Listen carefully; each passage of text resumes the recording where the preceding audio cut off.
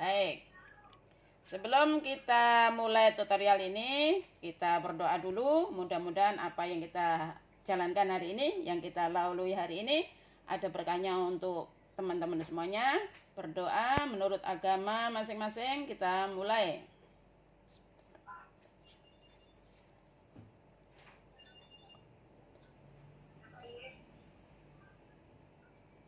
Terima kasih.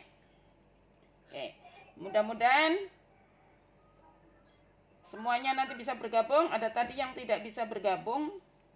Ada yang chat di grup tadi. Kok kenapa nggak bisa bergabung? Apa karena jaringannya? Apa yang ada di Berau? Mana yang ada di Berau?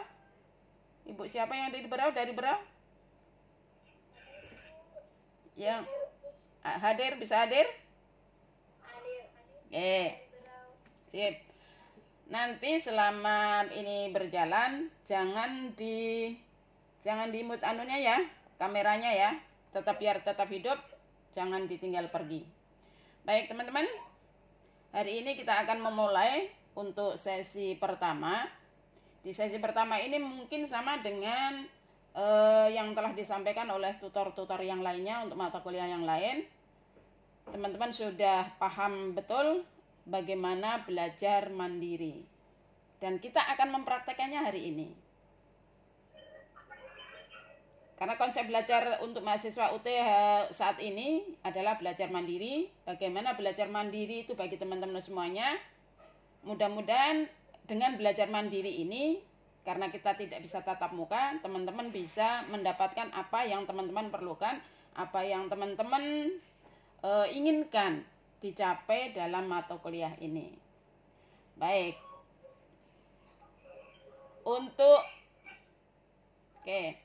Untuk mata kuliah lain sudah diberi penjelasan tentang bagaimana belajar mandiri?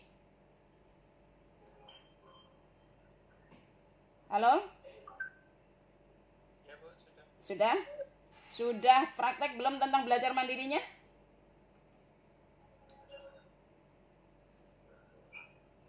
Sudah belum? Di prakteknya yang belum. Nah, ya itu yang penting. Padahal prakteknya itu yang penting. Kalau pengetahuan tentang belajar mandirinya itu bisa dibaca. Tapi bagaimana menerapkan konsep belajar mandiri itu yang terpenting. Bagaimana membaca pemahaman, bagaimana membaca cepat itu yang akan kita praktekkan hari ini dari belajar mandiri yang sudah teman-teman semua pahami. Karena di sini adalah belajar mandiri itu bukan lagi tergantung pada dosen, bukan lagi tergantung pada tutor, tapi bagaimana inisiatif dari teman-teman semuanya untuk mendapatkan ilmu dengan belajar mandiri tersebut.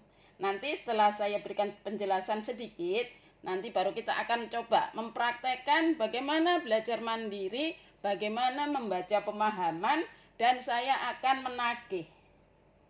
Nanti akan saya berikan waktu beberapa saat, kemudian teman-teman akan mempraktekkan itu. Dan saya akan minta tagihan per mahasiswa. Siap? Karena kan konsepnya sudah paham. Sekarang kita akan praktekkan itu. Oke?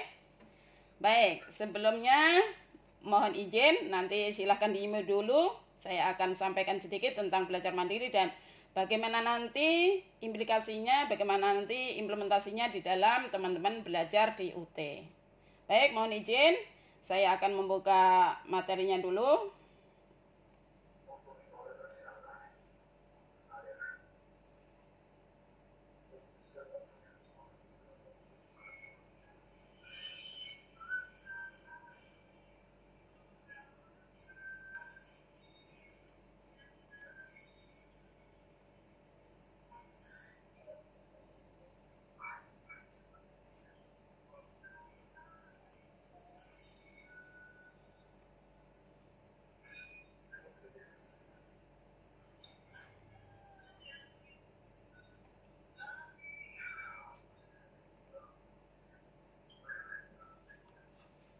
Baik, ini hanya akan sedikit saya sampaikan karena mesti dari tutor yang lainnya juga sudah menyampaikan ini.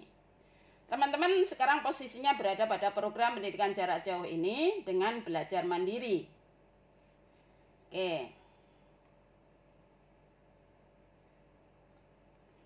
Apa sih belajar mandiri? Sekarang bagaimana proses tutorial yang sedang teman-teman lakukan, sedang teman-teman jalani untuk 1 semester ini. Kita ada pada tutorial. Ini adalah bantuan. Jadi bukan nanti tutor memberikan materi secara detail, itu tidak. Tapi bagaimana nanti tutor akan membantu teman-teman semuanya untuk membantu kelancaran belajar mandiri yang teman-teman sudah lakukan. Jadi teman-teman tuh melakukan belajar dulu, membaca modul dulu, kemudian nanti apa kendalanya, apa kesulitannya, baru akan kita diskusikan di dalam tutorial yang 8 kali akan kita jalani ke depan. Itu tutorial. Nah, apa bedanya dengan kuliah tatap muka pada umumnya? Ini sebelum tutorial ini kan sudah ada tatap muka. Tapi karena adanya kondisi pandemi ini, maka diubah menjadi tutorial webinar atau web yang sekarang sedang teman-teman jalani. Ini nggak perlu saya sampaikan. Nah, yang ini yang perlu saya tekankan di sini. Tute atau mahasiswa dalam hal ini itu dituntut untuk berupaya secara mandiri dalam belajar dan memecahkan persoalan substansi mata kuliah atau kesulitan belajarnya. Ini pada tutorial. Jadi teman-teman tuh dituntut untuk belajar mandiri dan memecahkan masalah atau persoalan. Nanti ketika terjadi masalah atau persoalan yang tidak bisa dipecahkan sendiri oleh mahasiswa, baru nanti akan kita diskusikan di dalam tutorial. Maksudnya belajar mandiri seperti itu. Kemudian mahasiswa di sini dapat mengikuti dan memanfaatkan tutorial dengan baik apabila telah mempelajari substansi yang akan ditutorialkan.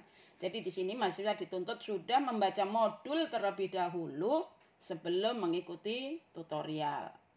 Jadi teman-teman, misalnya minggu mau ada mata kuliah perkembangan peserta didik, malam harinya setidaknya sudah membaca modul yang akan disampaikan pada keesokan harinya dan membawa sebuah topik yang akan kita diskusikan di dalam tutorial ini.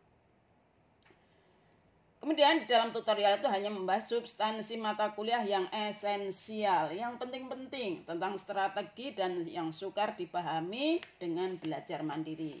Jadi kalau sudah belajar mandiri ada sebuah kendala, ada sebuah konsep yang teman-teman belum memahaminya, nanti akan kita bawa dalam diskusi, dalam forum diskusi, dalam tutorial. Maksudnya seperti itu. Nah, belajar mandiri itu apa? Yaitu belajar berdasarkan inisiatif, prakarsa, motivasi, dan pengaturan sendiri. Jadi teman-teman sendiri yang memanage tentang waktunya, tentang strateginya, dan apapun itu yang terkait dengan mata kuliah yang teman-teman tempuh. Nah, keterampilan belajar mandiri ini merupakan seperangkat kemampuan yang memungkinkan teman-teman semuanya dapat mengumpulkan, dapat memilih, dapat memilah, bisa mengolah dan mengorganisasikan dan mendapatkan hasil belajarnya berdasarkan rencana, upaya, dan tujuan belajarnya tanpa tergantung pihak lain. Namanya juga belajar mandiri. Jadi di sini tutor sifatnya hanya membantu jika ada kendala-kendala yang teman-teman hadapi selama belajar di tutorial. Oke. Mahasiswa yang mandiri itu yang seperti apa? Yaitu mahasiswa yang proaktif dan berinisiatif dalam belajar, baik dengan atau tanpa bantuan orang lain. Belajar sendiri atau berkelompok dengan memanfaatkan berbagai media dan strategi belajar. Sekarang ini sudah banyak sekali media yang bisa teman-teman dapatkan untuk belajar mandiri. Nih, bagaimana tantangan studi mahasiswa selama pembelajaran jarak jauh? Jadi pahami dulu tentang pembelajaran jarak jauh, kemudian mengubah paradigma dan struktur belajar dan kultur belajar. Dirubah dulu pandangannya tentang belajar. Belajar itu apa sih? Itu yang perlu teman-teman pahami. Dan kultur belajarnya, budaya belajarnya, itu yang harus mulai dibiasakan, diatur, dimanage sendiri oleh mahasiswa. Kemudian mengelola waktu dan kegiatan belajar. Silahkan dibuat jadwal, karena akan ada beberapa mata kuliah tuh. Dibuat jadwalnya, bagaimana mengatur waktu sehingga semua mata kuliah dapat dipelajari dengan baik. Kemudian membangun ketangguhan belajar, harus punya tekad yang kuat untuk kegiatan belajar. Dan menguasai keterampilan belajar mandiri. Karena teman-teman tidak bisa didampingi secara langsung oleh tutor maupun dosen, maka teman-teman harus mempunyai keterampilan belajar mandiri. Teman-teman pengen sukses nggak di dalam UT? Jika teman-teman kepengen sukses, maka langkah yang harus teman-teman tempuh adalah yang pertama, paham tentang belajar jarak jauh. Kemudian mengubah kebiasaan budaya belajar dan tidak efektif. Jangan mempertahankan sesuatu yang kalau teman-teman lakukan itu tidak membawa hasil. Itu namanya tidak efektif. Kemudian pandai dalam mengelola waktu untuk belajar, untuk bekerja, untuk keluarga, untuk ibadah. Walaupun belajar ini adalah penting, tapi jangan sampai mengabaikan kegiatan-kegiatan yang lain. Jangan memonopoli kegiatan belajar, kemudian mengabaikan kebutuhan-kebutuhan yang lain. Kemudian memiliki ketangguhan belajar, mempelajari secara cermat tentang katalog, merancang jadwal belajar, punya komitmen, dan memiliki keterampilan belajar mandiri. Ini semua sudah saya jelaskan di depan tadi. Bagaimana strateginya? Teman-teman harus mampu mengelola waktu. Biasanya kalau sudah hari pertama, kemudian diberi tugas oleh dosen, ini masih hari Senin, nanti kan masih hari Sabtu. Kalau sudah pakai itu nanti akan menjadi kebiasaan. Kemudian membaca modul secara efektif. Bagaimana membaca yang efektif itu yang harus kalian teman-teman pelajari. Bukan menghafalkan sebuah kata, bukan menghafalkan sebuah kalimat, sehingga kalau ada pertanyaan, ada soal, itu kemudian textbook. Apa yang ada di buku itulah yang disalin. Padahal mestinya tidak seperti itu. Kemudian merekam hasil baca. Merekam hasil baca itu bisa berupa resume atau ringkasan atau rangkuman. Bisa berupa outline. Outline itu adalah garis besar. Dan bisa dalam bentuk peta konsep atau peta pikiran. Nanti ini yang akan kita praktekkan. Nanti teman-teman akan langsung belajar bagaimana merekam hasil baca.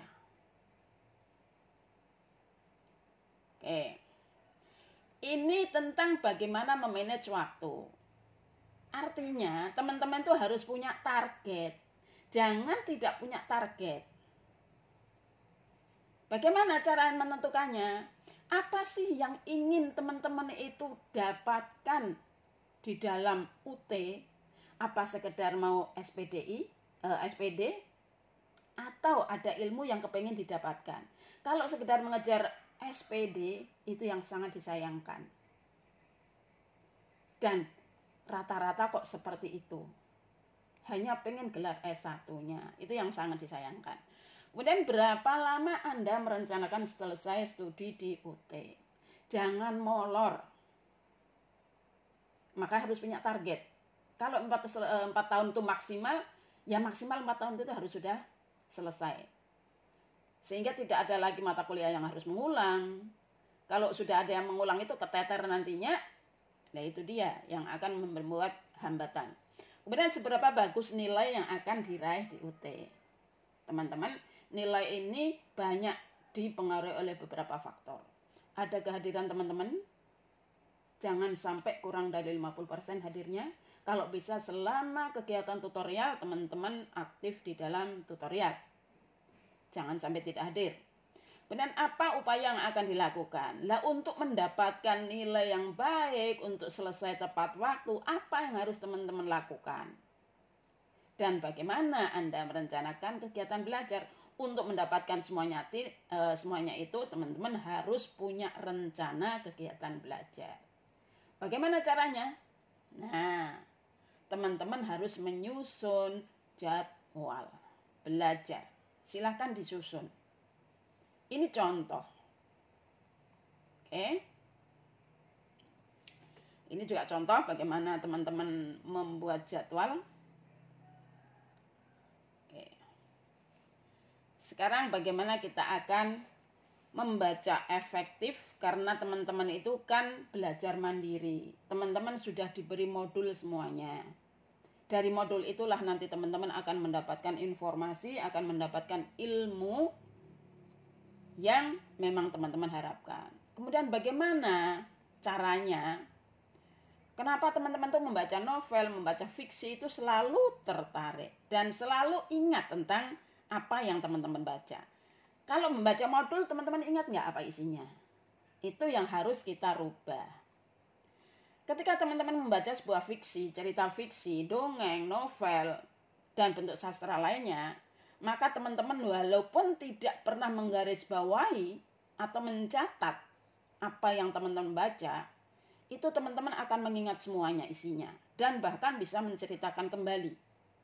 Tapi ketika teman-teman itu membaca modul, membaca buku, apa begitu dibaca, tidak ada informasi yang tertinggal di memori jangka panjang kita. Sehingga blank, tidak ada yang teman-teman dapatkan dari kegiatan membaca. Kenapa itu terjadi? Karena modul itu tidak menarik. Kenapa kalau kita membaca fiksi itu menarik? Kenapa selalu ingat? Karena itu dibuat memang untuk menarik. Maka jadikanlah modul itu menjadi sesuatu yang menarik, sehingga teman-teman belajar membaca modul itu dengan rasa yang tertarik. Oke. Ini yang harus teman-teman hindari. Kalau teman-teman lagi membaca modul, jangan kepengen hafal, tapi usahakan untuk paham. Kalau menghafal itu bukan hal mudah, dan walaupun hafal nanti sebentar akan hilang karena sifatnya hafalan. Tapi kalau paham, itu tidak harus sama dengan yang ada di buku, tapi teman-teman bisa mengkreasi menggunakan kalimat sendiri. Kemudian menyuarakan dan menunjuk apa yang dibaca. Kalau membaca itu dengan bersuara, itu relatif kecil kemungkinan untuk pahamnya. Jadi sifatnya itu tadi, kepengen menghafal. Kemudian tidak tahu apa yang dicari dari kegiatan membaca. Sudah tahu konsep yang akan dicari, tapi tidak konsentrasi di sana. Sehingga semua kata-kata yang ada di dalam modul itu terbaca semuanya, tapi tidak mendapatkan apapun dari apa yang dibaca. Kemudian membaca semua kata, itu tidak perlu, karena kita bisa membaca, dengan membaca pemahaman itu tidak sebenarnya kita tidak perlu menghafal semua kata, kita cari kata kunci yang ada dalam bacaan. Kemudian lupa apa yang sudah dibaca. Namanya membaca, ya membaca serampangan jadinya, itu ya tidak akan ada yang berbekas di dalam memori jangka panjang kita. Kemudian susah konsentrasi dan membaca tanpa strategi. Oke, ini adalah salah satu teknik membaca efektif dengan teknik SQ3R. Survey, question, read, recite, dan review. Survei. Melakukan survei untuk memperoleh gambaran umum tentang apa yang sedang dibaca. Gunakan teknik skimming, membaca cepat ini. Benar question, munculkan pertanyaan-pertanyaan dari hasil survei. Untuk mendapatkan informasi apa yang sudah teman-teman baca, silahkan membuat pertanyaan tentang apa, bagaimana, kapan, siapa. Nah, itu harus dimunculkan untuk mendapatkan informasi itu. Jadi munculkanlah pertanyaan dari apa yang dibaca. Apa, bagaimana, siapa, kapan, mengapa. Nah, itu adalah pertanyaan-pertanyaan yang bisa didapatkan, bisa dimunculkan ketika teman-teman sedang membaca. Dengan menggunakan pertanyaan-pertanyaan itu, teman-teman akan mendapatkan informasi apa yang terdapat di dalam bacaan. Kemudian read. Baca secara teliti, kritis, kreatif, dan tandai konsep-konsep penting untuk menemukan jawaban atas pertanyaan yang muncul pada setiap question atau setiap pertanyaan yang sudah saya sampaikan tadi. Benar, recite, ceritakan kembali tentang apa yang telah dibaca dengan bahasa sendiri. dan lakukan evaluasi terhadap apa yang telah dibaca, temukan bagian yang belum dipahami, dan baca kembali bagian yang belum dipahami. Ini nanti yang akan kita praktekkan. Nih, merekam hasil bacaan itu bisa menggunakan peta konsep atau konsep map, bisa menggunakan peta pikiran atau mind map, bisa menggunakan outline. Outline itu adalah butir-butir ide penting secara berjenjang dan sistematis. Ini biasanya itu seperti sistematika kalau outline itu. Benar, resume itu adalah ringkasan atau rangkuman dari apa yang teman-teman baca. Nanti teman-teman akan saya kasihkan sebuah bacaan, kemudian teman-teman akan membaca dan akan merekam apa yang teman-teman baca, kemudian akan hasil bacaan tadi akan dinyatakan oleh teman-teman dalam bentuk terserah nanti apa yang teman-teman pilih. Bisa menggunakan peta konsep, bisa menggunakan peta pikiran, bisa menggunakan outline atau rangkuman atau resume. Ini tidak perlu. Nih, ini saya akan memberikan contoh tentang butir-butir yang ini tadi, peta konsep dan peta kepikiran. Kalau outline, resume kan sudah paham. Resume itu adalah ringkasan, menggunakan bahasa sendiri. Ini adalah contoh peta konsep. Ini peta konsep, pertumbuhan dan perkembangan. Pertumbuhan, ini cara membacanya, cara membaca peta konsep ini. Biar teman-teman nanti paham membuatnya. Pertumbuhan dan perkembangan. Pertumbuhan dan perkembangan itu terjadi pada manusia, hewan, dan tumbuhan. Pada manusia, pertumbuhan dan perkembangan itu terdiri atas sebelum kelahiran atau prenatal dan setelah kelahiran. Setelah kelahiran. Kemudian pada hewan ada namanya metamorfosis. Dapat mengalami metamorfosis, maksudnya seperti itu. Dan pada tumbuhan, perkembangbiakan itu melalui beberapa tahapan. Ada biji, kecambah, tumbuhan muda, dan tumbuhan dewasa. Ini pada perkembangbiakan generatif sebenarnya. Ini belum lengkap. Ini hanya saya mencari contoh bagaimana bentuk peta konsep. Kemudian, cara membacanya lagi. Pada manusia yang perkembangbiakannya sebelum lahir, itu mengalami pertumbuhan dan perkembangan janin di dalam rahim ibu. Dan secara terus-menerus seperti ini namanya hierarki atau tingkatan, bertingkat-tingkat. Ini namanya peta konsep.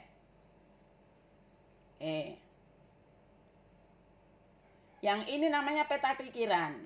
Kalau teman-teman pandai membuat ini, saya yakin teman-teman akan berhasil dalam belajar. Contohnya ini adalah peta pikiran tentang gaya belajar atau modalitas belajar. Modalitas belajar, kalau teman-teman sudah belajar tentang ini, itu ada 3. Ini mestinya di tengah-tengah ini adalah tulisan modalitas atau gaya belajar. Karena ini sudah dituliskan di atas. Padahal sebenarnya dia ada di tengah sini, di dalam gambar ini. Ini mestinya ada tulisan modalitas belajar atau gaya belajar. Gaya belajar, walaupun ini di sini tidak ada kata penghubungnya, gaya belajar. Kalau yang di sini tadi kan ada kata penghubungnya. Terjadi pada, itu kata penghubung. Dapat mengalami, itu kata penghubung. Tapi di dalam peta pikiran ini tidak ada. Hanya bahwa gaya belajar itu kita sendiri yang menafsirkan, terdiri atas 3, yaitu visual dengan melihat, auditorial yaitu dengan mendengar, dan kinestetik. Kan gitu. Yang visual itu secara umum.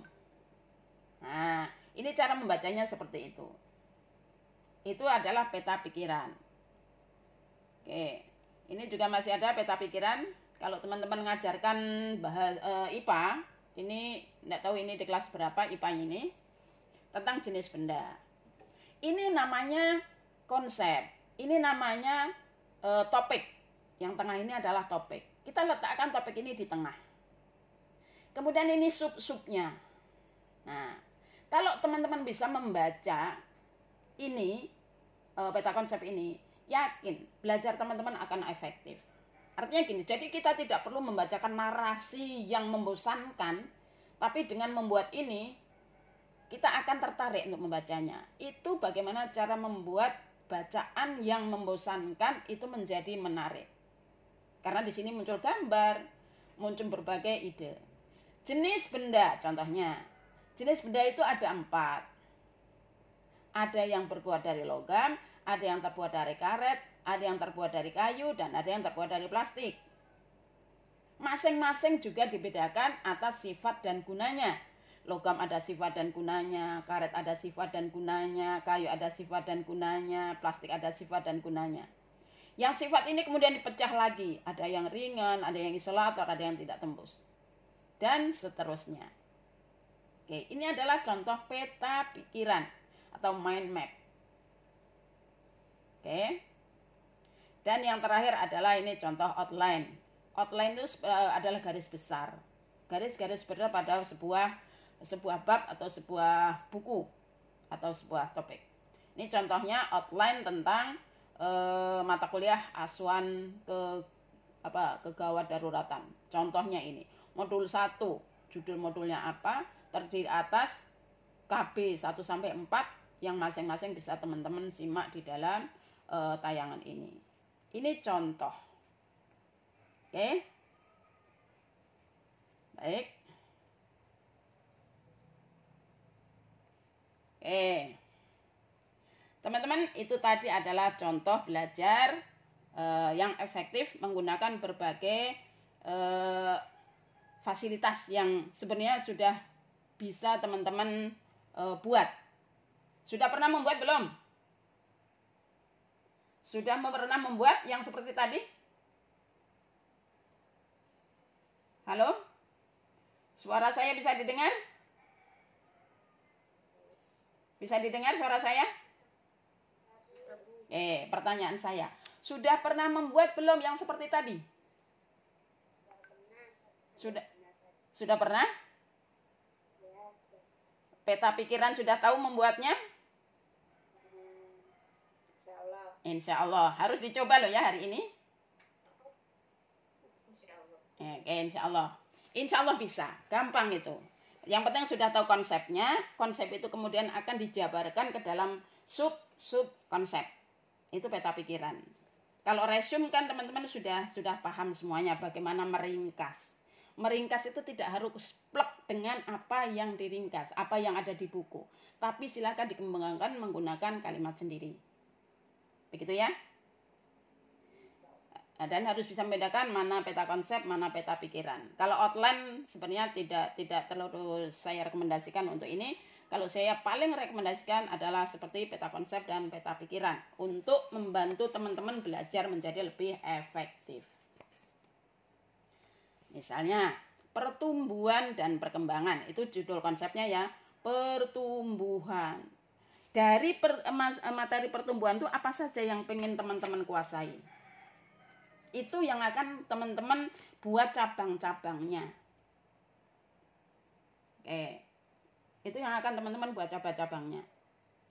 Sekarang teman-teman kan semuanya sudah punya ini ya, sudah punya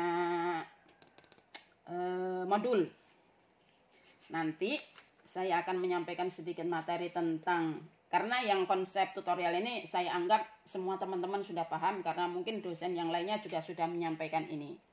Nanti akan saya sampaikan beberapa materi esensial terkait dengan pertumbuhan dan perkembangan.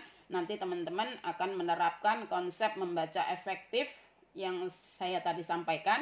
Silahkan menggunakan apapun itu. Yang penting teman-teman berbuat untuk teman-teman belajar dengan efektif. Sementara sampai di sini ada yang mau ditanyakan? Silakan. Silakan bertanya daripada malu bertanya. Kalau malu bertanya, tidak jadi bertanya. Bukan sesat, tapi nggak jadi bertanya yang jelas. Ayo, silakan mau bertanya. Saya tunggu 5 menit. Kalau tidak ada, saya lanjutkan materinya. Yang mana yang belum paham tentang strategi belajar efektif tadi?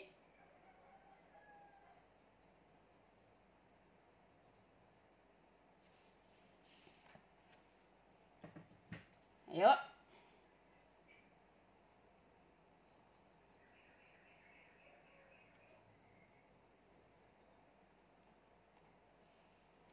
Ayo Mas Mukholis, apa yang mau ditanyakan? Pak Ketua. Sementara mungkin belum Bu, mungkin lebih spesifik ke Bu untuk model pembelajaran atau perkuliahan ke depan. Kan berarti nanti menunggu instruksi dari Ibu ya Bu ya. Tugas atau nanti perlu ada apa tadi membuat mind map dan seterusnya. Oke. Ada teman-teman punya kendala untuk masuk ke akun LMS-nya? Sudah bisa masuk semuanya? Di LMS-nya nggak ada kendala? Ya, terkait dengan mata kuliahnya, mata kuliah saya itu ada kendala di kehadiran siswa, kehadiran web itu tidak ada pilihan untuk membuat jadwal. Jadi untuk sementara untuk mata kuliah ini LMS-nya belum bisa digunakan. Nanti mudah-mudahan saya sudah koordinasi dengan Mas Ari, mudah-mudahan untuk pertemuan kedua sudah bisa diaktifkan. Sudah saya sebenarnya silakan dibuka untuk mata kuliah ini. Di sana sudah ada yang sudah saya share. Ada tentang ratsatnya sudah saya upload di sana di LMS. Hanya kehadiran webnya aja yang belum bisa diaktifkan. Silakan di sana sudah ada materi diskusi, silakan ditanggapi. Ada perkenalan saya, silakan materi diskusinya nanti, materi perkenalannya silakan diisi di dalam laman LMS. Oke, untuk ke depan dalam setiap sesi insya Allah nanti akan ada tugas yang akan teman-teman jalani, dan mohon dengan sangat apapun itu tugasnya, mohon dikumpulkan tepat waktu. Jangan sekali-kali menunda, karena sekali menunda satu mata kuliah akan terkendala pada mata kuliah yang lain. Karena kalau satu saja tidak dikerjakan akan menjadi dua, akhirnya teman-teman akan menumpuk pekerjaannya. Dan tolong, ini pengalaman. Pada semester yang sekarang mungkin semester 4 gitu. Ketika ada tugas, tolong jangan copy paste dari teman. Karena itu di dalam LMS itu akan ketahuan. Jadi mohon itu dikerjakan sendiri, apapun hasilnya. Karena itu akan lebih bermakna daripada teman-teman copy paste dari teman, tapi teman-teman nggak tahu apa-apa. Karena itu pengalaman, sudah pernah. Dan kebetulan di mata kuliah saya ada, kemudian saya tegur, dan ya itu tadi akhirnya harus mengulang. Yang seperti mudah-mudahan tidak terjadi pada kelas ini. Mohon teman-teman apapun bentuknya, kalau ada tugas tolong dikerjakan sendiri, jangan copy paste dari teman sampai hurufnya terletak kesalahannya. Kenapa saya bisa tahu kalau itu copy paste? Karena letak kesalahannya, jenis hurufnya itu sama persis. Saya teliti, kalau ngoreksi saya teliti. Jadi kesalahan di satu huruf itu saya bisa paham. Maka tolong kalau mengerjakan soal, ya pinter-pinterlah teman-teman dalam, kalau memang mau kerjasama dengan temannya, ya kerjasama silahkan. Tapi tidak mau enaknya sendiri, jadi copy paste. Copy paste maksudnya copy paste maksudnya. Itu tolong dihindari. Kalaupun secara konsep itu agak sama itu tidak masalah, tapi ya dikembangkan sendirilah. Pinter-pinter kan sudah mahasiswa, bukan anak sekolah lagi, ya. Dan tolong diselesaikan tepat waktu. Tidak menumpuk pekerjaan. Untuk kedepannya begitu Mas Mukholis ya namanya ya. Tekniknya seperti itu. Dan tolong tugas dikumpulkan sebelum pertemuan berikutnya.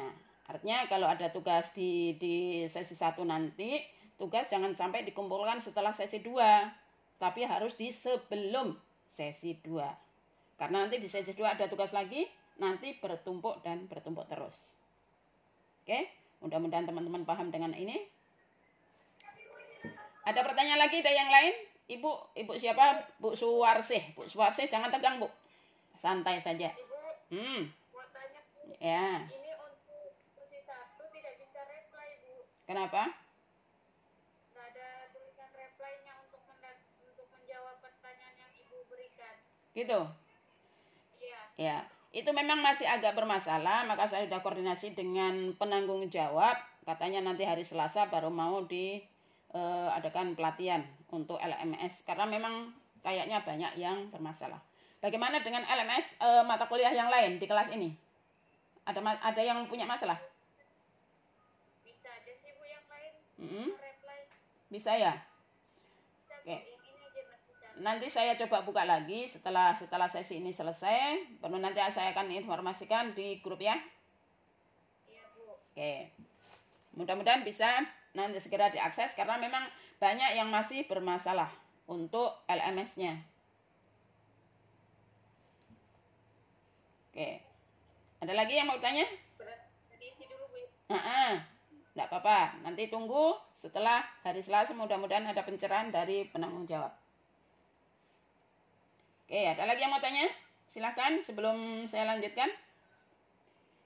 Ini semuanya 27, tapi ini baru 24 yang hadir. Baru 24 pun sama saya. Berarti siapa yang nggak bisa gabung? Itu susahnya karena di LMS nggak belum aktif ini. Nanti silahkan teman-teman, oke, mohon maaf teman-teman yang bisa gabung di kelas ini, karena ini kehadiran di web itu sangat menentukan nilai. Teman-teman kan nggak mau rugi ya. Ya, nanti yang hadir silahkan japri ke saya. Yang hadir tolong nanti japri ke saya, ya. Karena rugi kalau teman-teman nggak ini. Karena ini akan berpengaruh pada nilai. Ini kan hanya 23, berarti yang hadir yang 4 tidak ada. Tadi yang konfirmasi kayaknya cuma 1 yang nggak bisa hadir. Baik. Ada lagi pertanyaan sebelum saya lanjutkan? Kalau tidak ada, nanti saya lanjutkan. Tidak ada? Tidak ada pertanyaan? Kalau tidak ada, boleh saya lanjutkan ke sedikit materi tentang mata kuliah perkembangan peserta didik, walaupun hanya sedikit, tapi mudah-mudahan itu menjadi bekal nanti ketika teman-teman menyelesaikan tugas yang akan saya berikan. Kalau tidak ada pertanyaan, kembali saya berikan sedikit informasi atau materi di dalam mata kuliah ini. Mohon izin saya open share untuk materinya.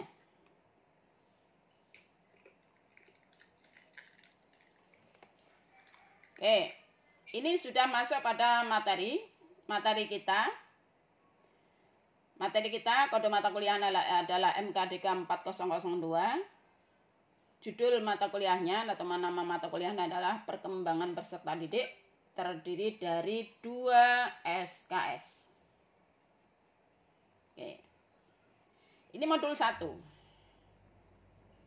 Teman-teman kan sudah punya modulnya semuanya. Pertumbuhan dan perkembangan. Nanti teman-teman setelah sesi ini, teman-teman harus bisa menjelaskan apa sih hakikat dari pertumbuhan dan perkembangan itu. Kemudian bisa membedakan apa sih pertumbuhan dan perkembangan itu. Kemudian bisa mengidentifikasi manfaat apa. Kenapa teman-teman harus mempelajari tentang materi ini? Apa manfaatnya? Jangan melakukan sesuatu yang tidak bermanfaat. Artinya kita mempelajari materi pertumbuhan dan perkembangan itu mesti membawa manfaat. Maka pelajarilah dengan baik. Oke, kenapa kita harus mempelajari ini? Oke, hakikat pertumbuhan dan perkembangan. Kenapa kita harus mempelajari pertumbuhan dan perkembangan anak? Karena nantinya yang sekarang teman-teman sebagai pendidik mesti akan bersentuhan langsung dengan anak-anak. Kalaupun teman-teman sekarang bukan atau belum dalam posisi mengajar, teman-teman nantinya akan memiliki anak. Maka sangat-sangat penting mempelajari ini agar keuntungannya bisa teman-teman dapatkan. Lah, apa keuntungannya teman-teman mempelajari perkembangan peserta didik ini? Yang pertama, teman-teman, kita akan mendapatkan ekspektasi yang nyata tentang anak dan remaja. Ekspektasi itu adalah harapan. Harapan yang nyata tentang anak-anak dan remaja. Kenapa itu penting kita ketahui? Nah, karena pada beberapa anak, beberapa kasus, apalagi terutama yang remaja, itu akan banyak sekali kasus-kasus yang terjadi pada mereka dalam rentang usia remaja ini. Itu terutama yang remaja, karena pada usia remaja adalah berada pada usia mencari jati diri, yang kadang-kadang melakukan pemberontakan terhadap orang tuanya. Nah, itu kita harus paham tentang itu. Maka karena kita mempunyai harapan yang nyata tentang anak-anak dan remaja, maka kita perlu mempelajarinya. Kita akan tahu karakteristiknya. Bagaimana karakteristik anak-anak, bagaimana karakteristik anak-anak remaja. Dengan mengetahuinya, kita akan mampu, kita akan dapat memberikan layanan yang semestinya kepada mereka yang dalam pada usia itu. Jadi kita punya harapan yang besar terhadap mereka. Harapan yang nyata tentang mereka. Artinya kita harus realistis, kita harus bisa berpikir secara rasional untuk menghadapi mereka. Kemudian dengan mempelajari perkembangan peserta didik itu, kita akan bisa memberikan respon bagaimana mestinya pada perilaku tertentu. Misalnya ini saya kasih contoh. Ibu-ibu kan lagi ngajar di SD itu. Lagi ngajar di SD. Ada yang ngajar kelas tinggi, ada yang ngajar kelas rendah. Pada usia anak kelas rendah, itu anak-anak itu berada pada fase perkembangan yang seperti apa. Pada tingkat perkembangan kognitif seperti apa. Nanti kita akan belajar bagaimana perkembangan kognitif menurut ahli. Nah, di sana nanti akan kita ketahui bagaimana tahapan-tahapan perkembangan kognitif dan bagaimana model belajar mereka sesuai dengan tingkat perkembangannya. Kalau anak-anak SD kelas 1 yang masih berpikir operasional konkret misalnya, konkret itu nyata. Maka guru-guru biasanya mengajar menggunakan benda-benda nyata. Teman-teman kalau misalnya ngajar kelas rendah, mau belajar tentang pengurangan misalnya, teman-teman bisa menggunakan benda-benda konkret atau benda-benda nyata. Kalau secara konsep 6 dikurangi 2 itu anak-anak masih kesulitan, maka silahkan menggunakan benda nyata. Itu namanya layanan untuk memberikan respon terhadap perilaku tertentu mereka.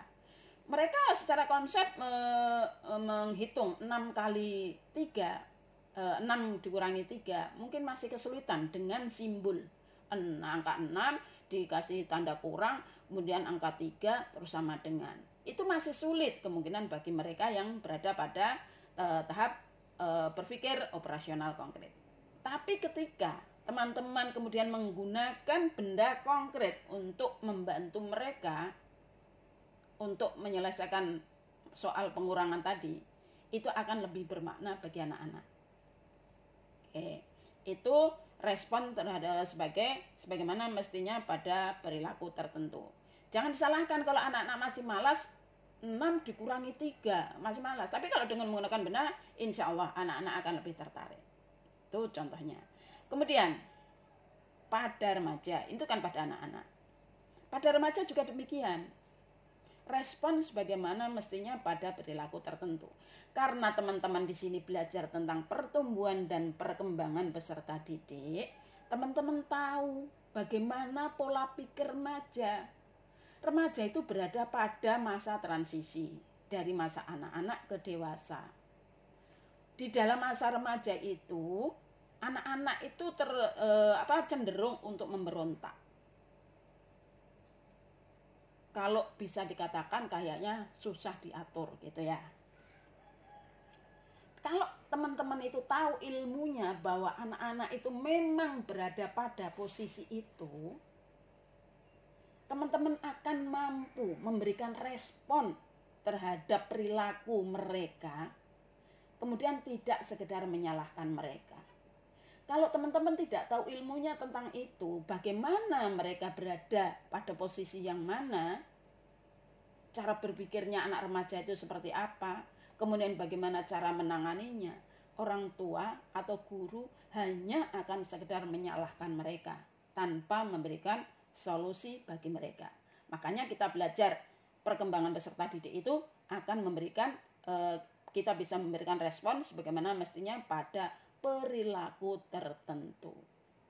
Bagaimana anak-anak wanita remaja yang pada saat masa-masanya sedang mengalami masa-masa pubertas misalnya, teman-teman harus mampu memberikan respon sebagaimana mestinya pada perilaku pada anak-anak remaja itu. Ingat teman-teman, jangan sekedar menyalahkan. Teman-teman harus paham, harus belajar tentang perkembangan anak-anak. Karena anak-anak itu terus berkembang dari masa bayi, kemudian anak-anak, kemudian remaja, dewasa, kemudian tua. Itu yang nanti akan teman-teman pelajari di dalam mata kuliah ini.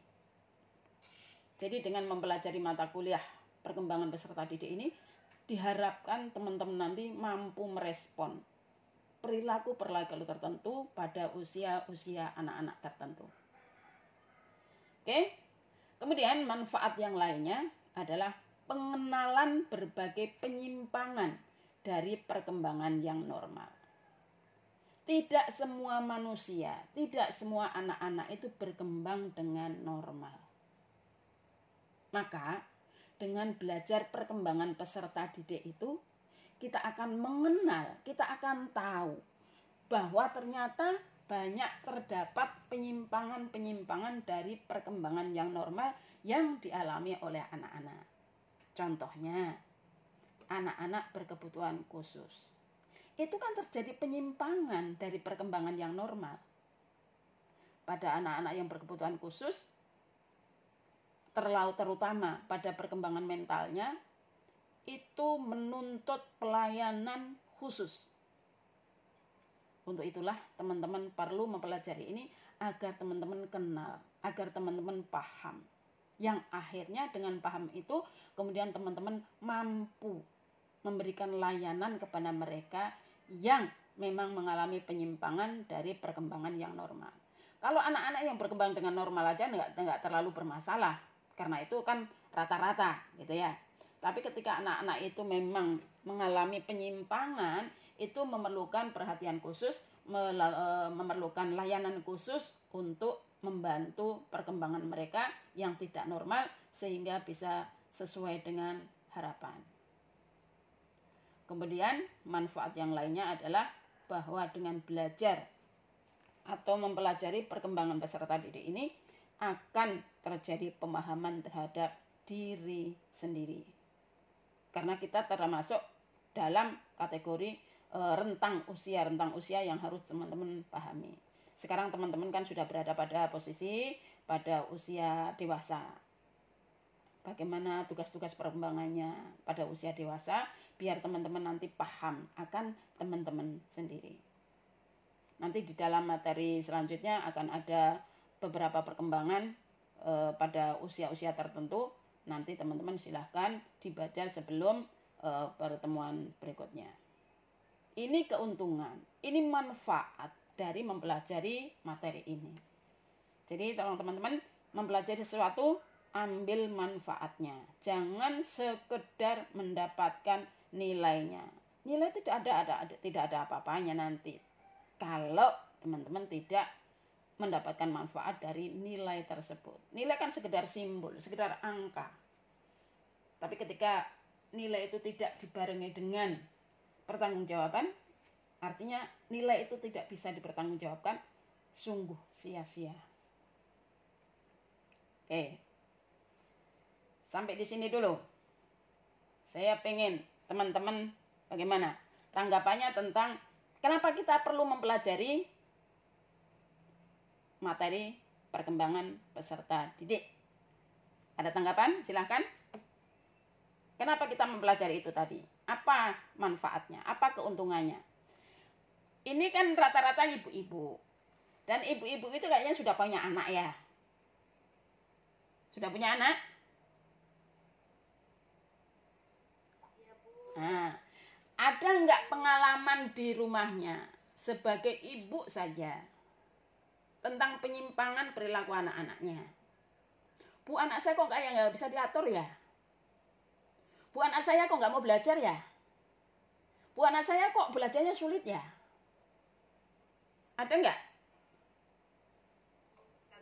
Nggak ada. Anak itu yang lurus aja itu nggak ada. Selalu ada yang membuat pertanyaan orang tuanya. Kenapa kok anak saya nggak sama dengan anaknya orang lain? Oke. Ada, bisa di-mute dulu biar suaranya nggak masuk. Itu ada yang ngaji tapi suaranya masuk ya. Ayo di-mute dulu.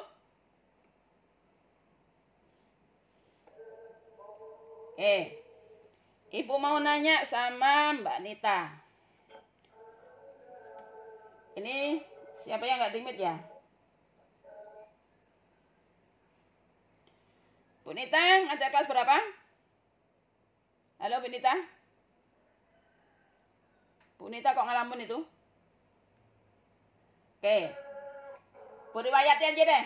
Bu Riwayati ngajar kelas berapa? Kelas 1. Kelas 1. Ada pengalaman menarik terkait dengan anak-anaknya Bu Riwayati?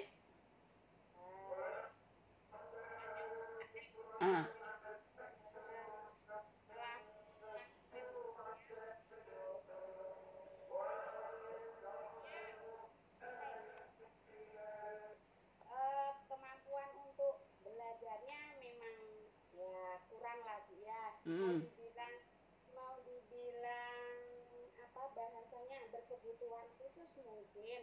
Nah, itu karena memang anak ini fokusnya kurang Bu, nggak bisa dia pokoknya bergerak aja terus kalau kita ngomong dia ngikutin, misalnya ayo Ramadan belajar dia ngikutin apa yang kita omongkan tadi. Terus untuk penyampaian materi ketika dikasih pemahaman itu ya amat sangat susah sekali ya, itu ya memang seperti itu. Jadi ya perlakuan saya ke anak itu beda dengan perlakuan anak-anak yang lain semacam itu. Itu salah satu contoh masalah yang dihadapi oleh Bu Riwayati. Kalau kita sebagai guru belum paham bagaimana modalitas belajar, semuanya sudah paham tentang modalitas belajar? Tentang gaya belajar? Mas Mukhalis, paham tentang modalitas belajar?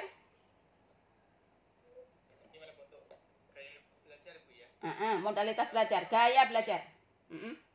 Ya, memang untuk perkembangan ini bagi saya sangat penting Bu.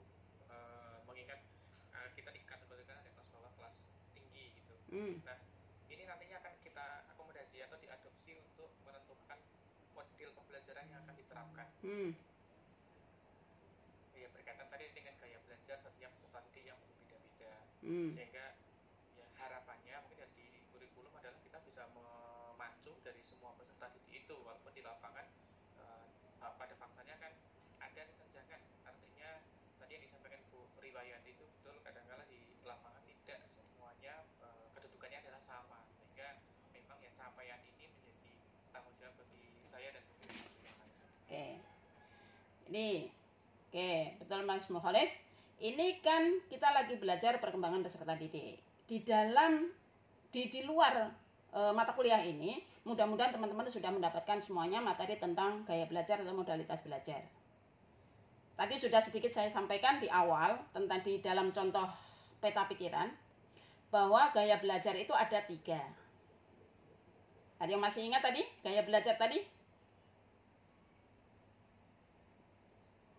Ayo, ada yang masih ingat gaya belajar tadi? Oke, itu walaupun tadi sekedar contoh. Ada 3 gaya belajar. Yang pertama adalah visual. Anak itu cenderung mampu memahami materi dengan cara melihat. Itu visual. Maka kita sebagai guru harus mengakomodir itu di dalam kelas. Anak yang berkebutuhan yang mempunyai gaya belajar visual itu harus kita akomodir. Karena di dalam satu kelas itu kompleks. Tidak hanya visual saja gaya belajar mereka. Mesti di selain visual, mesti ada yang punya gaya belajar auditori atau auditorial. Dia akan cepat memahami pelajaran dengan cara mendengar. Kalau gurunya ceramah, gurunya bercerita, anak dengan gaya belajar auditori akan mudah memahami pelajaran. Tapi bagi visi visual, ini dia membosankan. Dia si visual bosan kalau gurunya ceramah. Si visual akan bosan ketika gurunya bercerita. Nah, artinya semuanya harus kita akomodir dalam kelas. Gitu ya. Kalau auditori ditayangkan gambar, diberikan tayangan PowerPoint, disuruh nyimak film, itu senang sekali. Bagi mereka yang punya gaya belajar visual. Sudah 2 ya. Ada auditori, ada visual. Yang ketiga, anak itu punya gaya belajar kinestetik. Anak ini nggak mau diem. Selalu saja bergerak. Kalau disuruh duduk 5 menit itu nggak akan betah. Itu anak kinestetik. Di kelas Bapak Ibu ada nggak? Anak yang mucil, kalau teman-teman ngomong mesti, bocah mucil nggak bisa disuruh duduk. Ada nggak? Ada, Bu. Ada. Ada yang senang kalau diberi gambar-gambar, disuruh memperhatikan apa, senang? Ada yang senang kalau diceritakan? Artinya gini, di dalam satu kelas itu unik. Mereka majemuk. Mereka memiliki gaya belajar yang berbeda-beda. Untuk itu, jadi guru harus mampu melayani ketiga modalitas belajar, ketiga gaya belajar itu. Bagaimana Bu caranya? Apa harus satu-satu saya datangin? Kan itu tidak mungkin. Kemudian bagaimana caranya? Itu akan bergantung pada metode dan model belajar yang Bapak Ibu terapkan di kelas. Makanya itu ketika teman-teman itu merancang pembelajaran, membuat RPP, itu harus mampu mengakomodir ketiga gaya belajar tersebut. Jadi metodenya jangan cuma ceramah doang. Kasihan yang visual dan kinestetik. Tidak akan berkembang potensinya. Jadi yang ketiga tadi harus diakomodir. Selain diceramain, tampilkan dulu sesuatu yang menarik. Yang bisa mengakomodir si gaya belajar visual. Tayangkan dulu film misalnya. Nah, setelah ditayangkan, ceritakan. Kalau ditayangkan kan si visual sudah terakomodir. Ya. Kemudian diceritakan kembali oleh gurunya, dideskripsikan oleh gurunya. Itu si auditori yang terakomodir. Kemudian suruh memperagakan oleh anak-anak lain. Itu si kinestetik terakomodir. Itu artinya perpaduan model atau metode pembelajaran. Makanya gunakanlah multi metode, bukan hanya satu metode. Itu caranya mengakomodir mereka yang memiliki gaya belajar yang berbeda-beda. Dan itu bisa teman-teman dapatkan dalam mata kuliah ini. Dengan mempelajari mata kuliah ini, teman-teman akan mampu memberikan layanan yang tepat untuk anak-anak. Oke, itu satu kasus dari Bu Riwayati. Oke, ada kasus lainnya yang bisa dibagi di sini, didiskusikan di sini? Jadi nanti jangan menjudge, jangan menghakimi anak di kelas. Anak ini kalau dijelaskan nggak mau diem. Ya memang gaya belajar ini kan estetik, jangan disalahkan. Makanya sekali-kali dia disuruh tampil ke depan. Biar terakomodir gaya belajarnya, biar kapan berkembang potensinya. Di sini juga, di dalam tutorialnya juga yang nggak mau diem. Tapi saya maklum, karena mungkin memang dia kinestetik. Nah, ibunya merasa ya. Ini Bu siapa? Bu Nur Halimah. Ini kayaknya kinestetik betul. Dari tadi nggak mau diem. Tapi karena saya sudah mempelajari ini, makanya saya paham. Berbeda dengan Ibu siapa nih? Bu Suwarsih. Bu Suwarsih itu kayaknya bawaannya tegang aja. Padahal saya itu kalau ngajar santai gitu. Nggak pernah mematok harus gini, enggak. Yang penting teman-teman paham apa yang saya sampaikan dan menyelesaikan tugas apa yang sudah nanti akan diberikan. Bu Nur Halimah memang kayaknya kinestetik dari tadi Leo, enggak tahu sedang asik ngapain. Oke, satu lagi kasus, coba silahkan diungkapkan tentang nanti yang akan ada kaitannya dengan manfaat atau keuntungan mempelajari materi ini. Ada yang lainnya selain Bu Riwayati tadi? Yuk, silahkan disampaikan. Karena kita lebih banyak diskusinya. Dengan begini kan dari kasus orang lain kita akan mampu, mungkin juga terjadi pada diri kita. Jadi kita akan mendapatkan ilmu dari kasus orang lain. Silakan. Ya, Bu. Ya, siapa?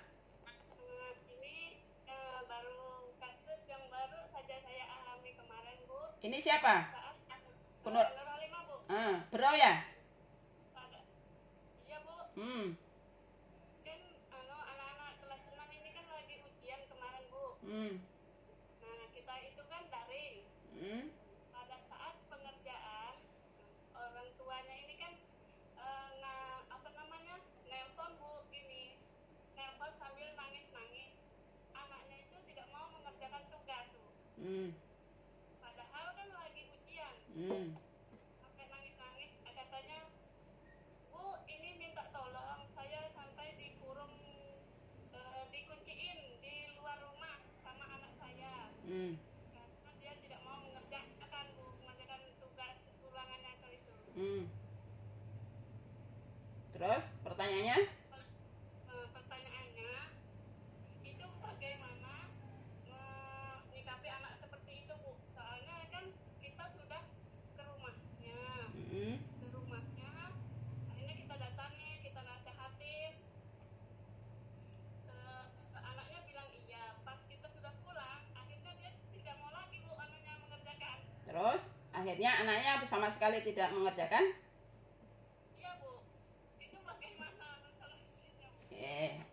Itu kasus kelas 6 yang tidak mau mengerjakan. Kita harus tahu dulu latar belakangnya. Ibu sudah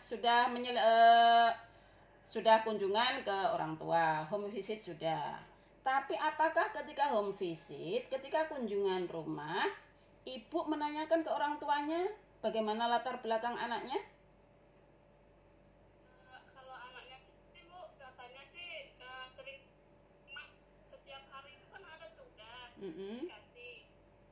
Itu pada saat dia mengerjakan, teman-temannya itu pada manggil ngajak main terus. Anaknya ini nggak sabar ikut main, akhirnya dia melawan orang tuanya. Itu Mas. Tuanya jadi bingung juga menghadapi anaknya seperti itu. Itu. Bapak Ibu di sini kan rata-rata orang tua. Mungkin hanya ada beberapa yang masih bujang. Mas Muhole sudah punya anak? Alhamdulillah aku sudah 2 Bu. Sudah 2. Yang cewek siapa ya? Ini kayaknya Kristina yang belum. Sudah? Ya Bu, itu Kristina. Sudah. Belum Dewi Bu. Oh Dewi yang mana Dewi? Yang tahu itu. Oh ya, alhamdulillah. Artinya gini, kalau sudah punya anak, kan sudah punya pengalaman menjadi orang tua gitu ya. Jadi ini pesan, orang tua jangan pernah sekalipun kalah sama anak. Bukan dengan istilah kalah dan menang ya, tapi jangan sampai orang tua itu dikendalikan oleh anak. Kalau sampai itu terjadi, kita nggak akan tahu anak kita akan menjadi apa. Kita harus punya power, kita harus punya wibawa di hadapan anak. Jangan kalah sama anak. Masa anak terus tidak mau ngerjakan, terus pasrah sampai anaknya orang tuanya dikunci di luar? Itu kan pertanyaan besar tentang pola asuh. Bagaimana pola asuhnya kalau sampai orang tua kok sampai dikeluarkan sama anak, kemudian sampai dikunci di luar? Itu berarti pola asuhnya yang tidak benar. Teman-teman harus tahu tentang itu sehingga tidak terjadi pada teman-teman nantinya. Jangan anak udah kelas 2 maunya ini terus diikutin. Yang saya perhatikan sekarang kebanyakan kemudian orang tua itu mengikuti semua maunya anak. Di sekolah-sekolah tertentu misalnya, saya kasih contoh ya, di satu sekolah saja yang saya tahu. Anak itu rambutnya pirang. Anak-anak kecil kelas 1 2. Ditanya, kenapa anak rambutnya dipirang? Siapa yang nyuruh? Siapa kira-kira yang punya keinginan? Apa anak itu sudah punya keinginan untuk itu? Belum. Itu orang tua. Jadi peran orang tua ini sangat dominan di saat masih anak-anak. Ketika anak sudah tidak mau bersekolah karena gangguan dari teman-temannya yang seperti disampaikan oleh Bu Siti, Bu Nur Halimah tadi, artinya ada yang perlu dievaluasi dari pola asuh orang tuanya. Ingat, orang tua jangan sampai dikendalikan oleh anak. Dan sebagai guru, Bu Nur Halimah tadi kan katanya sudah home visit ya, sudah mengunjungi rumah orang tuanya. Kemudian ketika mengunjungi rumah orang tuanya, silahkan dicari tahu latar belakangnya. Dan anak ini di posisi apa? Apa anaknya memang sudah gede? Apa sudah masuk di usia remaja? Di usia remaja, nanti gurunya loh ini yang yang berperan. Gurunya harus tahu, anak saya ini di posisi mana? Ketika anak-anak sudah pada berusia remaja, kalau kelas 6 itu kemungkinan dia sudah remaja, sudah kepingin mencari jati dirinya sendiri. Itu bagaimana perlakuan guru terhadap anak tersebut? Sampaikanlah kepada orang tuanya kalau memang orang tuanya bukan dari kalangan pendidik. Yang lagi kita nggak enak di sekarang ini, kita lagi PJJ, kita lagi BDR. Anak-anak kan belajar di rumah. Ya, walaupun tetap dibantu oleh gurunya. Kita tidak pernah tahu loh, hasilnya anak-anak yang dikumpulkan ke gurunya, itu apakah benar hasilnya anak-anak? Tahu nggak kalau ujian kemarin yang ngerjain anak-anak? Tahu nggak? Kecuali yang tatap muka loh ya. Kalau sampai nanti bisa direkod ke guru sebelumnya, dicari tahu ke guru sebelumnya, anak ini sebenarnya bagaimana. Kalau anaknya itu nggak bisa, kemudian saat ujian kok nilainya tinggi karena BDR, itu dipertanyakan, apa iya ini hasilnya anak-anak? Jangan-jangan guru-guru yang di sini juga bantu anaknya ketika ujian. Ada yang anaknya kelas 6? Ada yang anaknya kelas 6? Anak saya baru TK. Oh, baru TK. Kalau anak yang ada yang di kelas 6, ada kemungkinan peran orang tua dalam menyelesaikan soal ujiannya. Jadi bisa hasil yang sekarang memang agak tidak bisa dipertanggungjawabkan, tapi kita terlepas dari itu, kita sudah berupaya sebaik mungkin untuk itu tadi, untuk memberikan yang terbaik untuk anak-anak. Tapi terlepas dari kondisi pandemi yang tidak bisa kita mengontrolnya, ya kita hanya bisa ya pasrah saja, mau diapain lagi. Kemudian ke pertanyaan Bu Nur Halimah tadi, bagaimana cara mengatasi anak yang seperti tadi? Perbaiki pola asuhnya. Sebagai guru, silahkan mencari tahu bagaimana latar belakang anaknya. Latar belakang di sini baik dari segi pergaulannya, baik dari segi ekonomi keluarganya, baik dari segi pola asuh orang tuanya. Silahkan gurunya mencari tahu. Kalau nanti tetap, ini sudah selesai. Jadi ada berapa mapel yang tidak diikuti Bu Nur Halimah? Banyak Bu, hampir semuanya. Oh. Ada yang dikerjakan, ada yang tidak. Tapi kebanyakan tidak dikerjakan. Online semua di sana? Iya Bu. Berapa muridnya satu kelas? Satu kelas 27 anak. Kenapa tidak kemudian mencari strategi yang memang, kalau memang secara online dia tidak bisa, kenapa tidak cari strategi yang lain? Kalau mestinya, kalau di hari pertama anaknya sudah bermasalah, tidak bisa mengerjakan cara online, mestinya gurunya mencari strategi lain. Kemarin nih, kan ibunya suruh anaknya bawa ke sekolah, dia mengerjakan sama saya. Nah tiba-tiba kan anaknya itu kabur Bu, kabur dari rumah. Sore-sore baru anaknya pulang. Jadi mamanya itu kan mau ngajak ke sekolah menghadap saya. Nah anaknya kabur dari rumah. Sore baru dia pulang anaknya. Oke, ya. Kalau kasusnya seperti itu, berarti poin utama yang pertama tadi adalah kesalahan dalam pola asuh anak. Nggak mungkin anak akan kabur kalau pola asuhnya benar. Artinya di sini orang tua sudah dalam kendali anak. Terus komunikasikan, karena ini sudah berakhir, ujiannya sudah berakhir, itu kebijakan kembali kepada sekolah Ibu Nur Halimah, bagaimana membijaksanai kasusnya si anak tadi. Kalau saya yang jadi kepala sekolahnya di sana, saya akan ambil tindakan yang bagaimana tidak merugikan semua pihak. Itu, ya, Bu Nur Halimah. Oke, ada yang lain? Silakan. Siapa ini? Risma Supayo. Ini dari Berau juga? Iya Ibu. Ayo Mbak Risma. Saya kan mengajar di kelas 3. Jadi selama ini kami kan mengajarnya itu kan via Zoom gitu ya Bu ya. Via Zoom sama kita kasih tugas. Cuma yang jadi permasalahannya ini ada beberapa orang tua ya. Kita kasih tugas itu. Jadi yang mengerjakan itu bukan anaknya. Jadi orang tua. Terus kita kan sudah coba kasih pandangan kepada orang tua itu karena kan kita lihat perbedaan saat anak itu pertemuan langsung sama belajar online sangat jauh, nilainya langsung melonjak gitu kan. Bukan kita hujon gitu kan.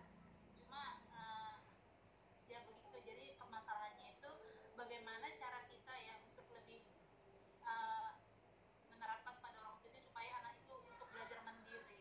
Kita sudah mencoba tapi sepertinya orang tuanya remis gitu. Oke.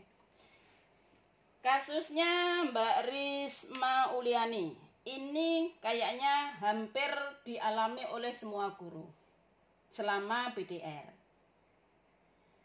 Karena pembelajaran jarak jauh, kemudian gurunya tidak bisa memantau langsung, sehingga tugas-tugas yang diberikan kepada anak-anak cenderung banyak dikerjakan oleh dibantu, bukan dibantu tapi dikerjakan ya, diambil alih.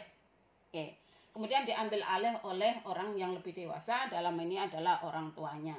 Walaupun kemudian guru sudah berupaya untuk memberikan pengertian kepada mereka bagaimana membuat anak belajar mandiri.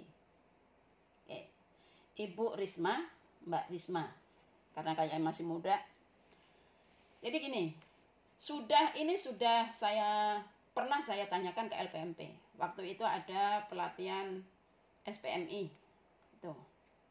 Kemudian saya tanya, karena beliau nanya ke saya, jadi saya tanya gini, Pak, bagaimana kita bisa mempertanggungjawabkan hasil yang didapatkan oleh anak-anak, sedangkan kita tidak pernah tahu siapa yang mengerjakan tugasnya anak-anak. Itu pertanyaan saya.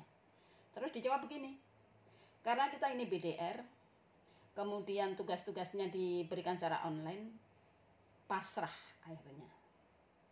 Iya, karena kita nggak bisa berbuat apa-apa.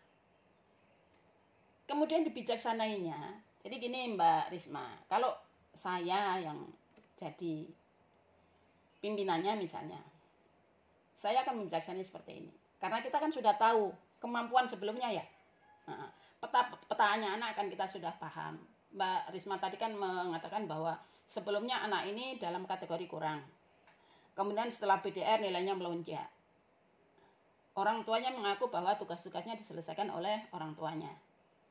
Gitu kan? Sudah di pemahaman tapi tetap orang tuanya tidak merespon dengan baik. Silakan dibijaksanai.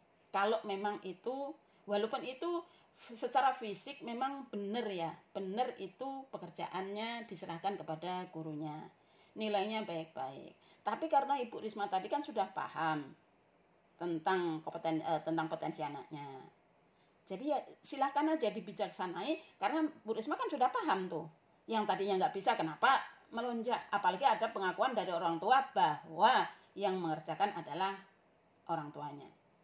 Boleh dong sekali waktu dibawa ke sekolah anaknya. Kan kalau satu anak aja nggak apa-apa. Boleh dong kalau waktu mengerjakan dia di sekolah. Dengan satu anak kan nggak apa-apa. Kalau saya jadi pimpinan, kemudian Mbak Risnanya konsultasi ke saya, akan saya berikan solusi seperti tadi. Sekali waktu dibawa ke sekolah untuk menyelesaikan tugas. Walaupun tidak harus dikomunikasikan dengan yang lain, karena kalau komunikasi dengan yang lain nanti akan semuanya akan minta diperlakukan seperti itu. Silakan Mbak Risma komunikasikan dengan kepala sekolahnya. Kepala sekolahnya siapa? Namanya Muslian. Ya, silakan dikomunikasikan kepada kepala sekolahnya. Nanti kepala sekolahnya akan mengambil kebijakan tentang itu. Kalau saya ya seperti tadi, saya akan sekali waktu minta anaknya datang ke sekolah. Karena kalau cuma satu anak kan insya Allah nggak apa-apa. Tetap memperhatikan protokol kesehatan, insya Allah tidak ada masalah. Jadi kita akan tahu hasil yang sebenarnya, nanti bandingkan dengan hasil yang dikerjakan oleh orang tuanya tadi. Dalam tugas yang sama Mbak Risma silakan dengan tugas yang sama. Yang satu kan sudah dikerjakan orang tuanya. Sekali waktu panggil anaknya ke sekolah, suruh ngerjakan tugas yang sama. Silakan dibandingkan. Gitu, ya. Silakan yang lainnya. Yang punya, mesti kalau pengalaman di sekolah itu banyak. Saya, Bu.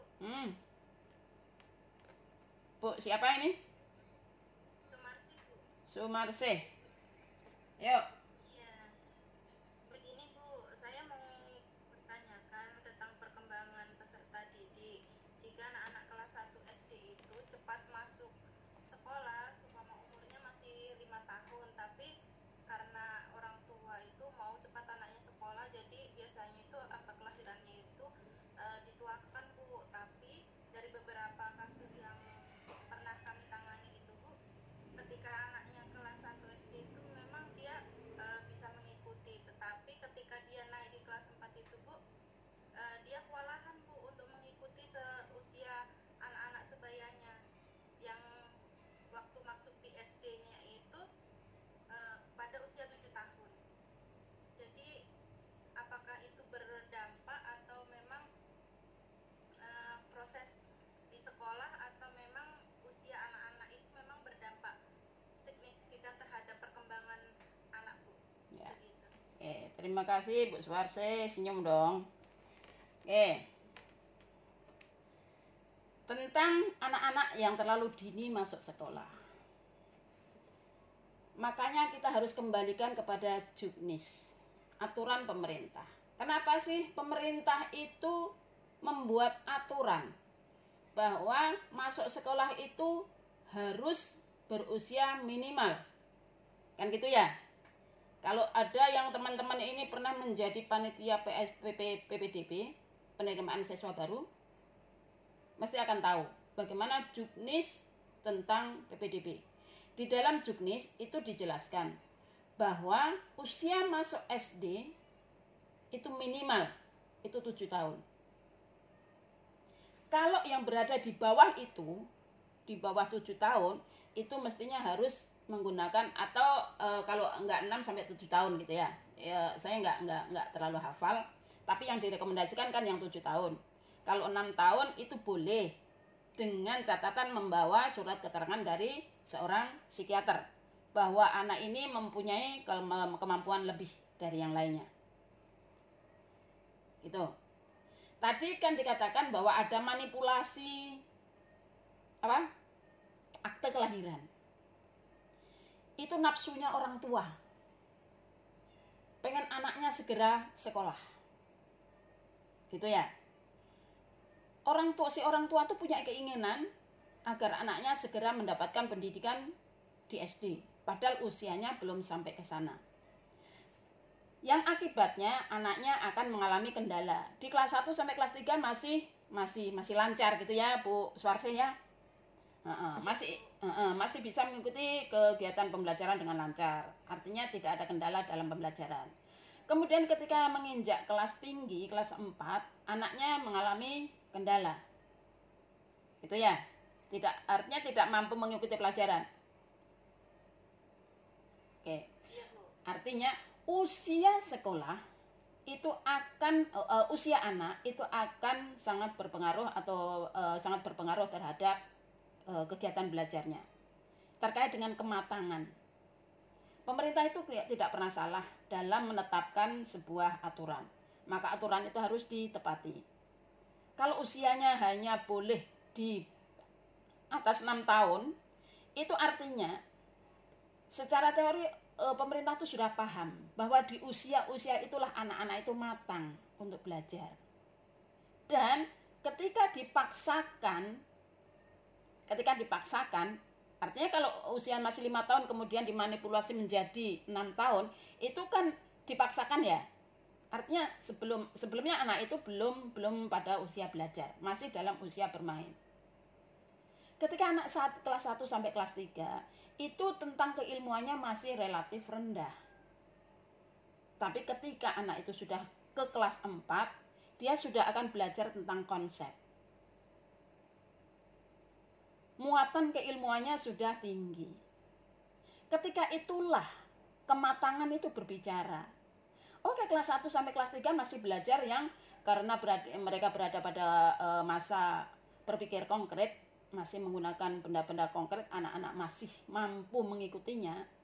Tapi ketika sudah jatuh pada konsep, bagaimana dia belajar secara konsep, disitulah kematangan, kesiapan anak belajar itu sangat menentukan. Jadi artinya pertanyaan Bu Suwarse tadi kan, apakah usia itu sangat berpengaruh signifikan terhadap belajar anak? Jelas. Untuk itulah pemerintah membuat aturan bagaimana anak-anak mulai umur berapa boleh masuk di kelas 1. Itu karena apa? Karena memang kematangan atau usia anak itu sangat berpengaruh terhadap belajar anak-anak. Itu Bu Suwarse. Jadi nanti Bu Suwarse sebagai orang tua jangan pernah memaksakan anaknya, beri pemahaman kepada mereka, kepada orang-orang tua mereka yang bertindak seperti yang Ibu Suwarse ceritakan tadi, untuk tidak memaksakan usia belajar anak. Di usia 5 tahun itu anak-anak masih bermain. Tapi ketika itu tadi dipaksakan tadi, dia akan mengalami kendala ketika berada di kelas-kelas berikutnya. Itu Bu Suwarse. Oke, nanti tolong diperingatkan yang lainnya. Bu Suwarse sebagai orang tua, sebagai guru harus paham dengan ini. Oke, silakan yang lainnya.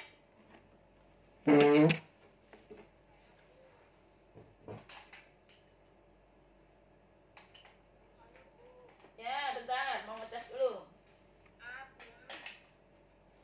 Siapa? Oh ya, Bu Ulfa, yuk.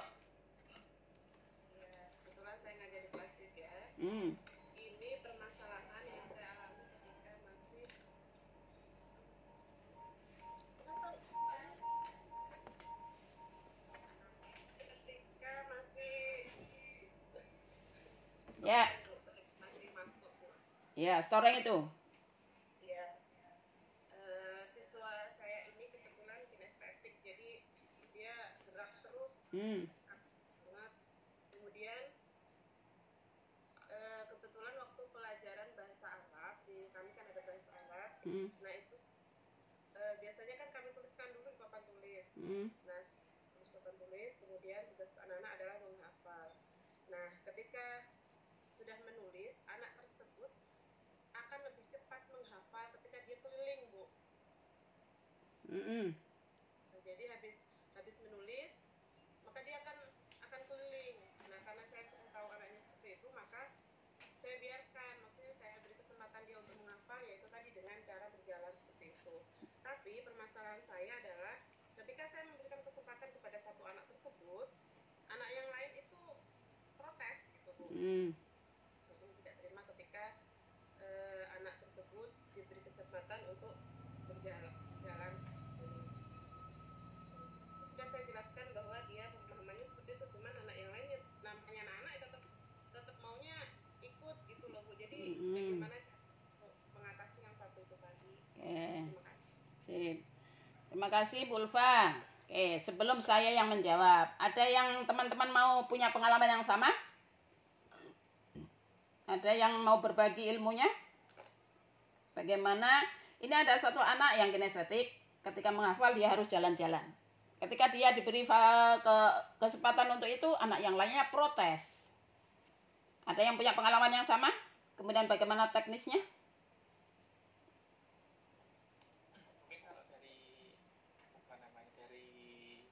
tipikalnya mungkin sama, Bu, ya. Tapi dalam kasusnya berbeda. Artinya pada dasarnya adalah siswa itu menginginkan hal yang sama, atau mereka menganggap bahwa harus adil dong, semuanya diberikan kesempatan yang sama. Nah, kalau di yang pernah saya terapkan itu, saya berikan kesempatan yang sama kepada semuanya, tapi juga dengan batasan waktu.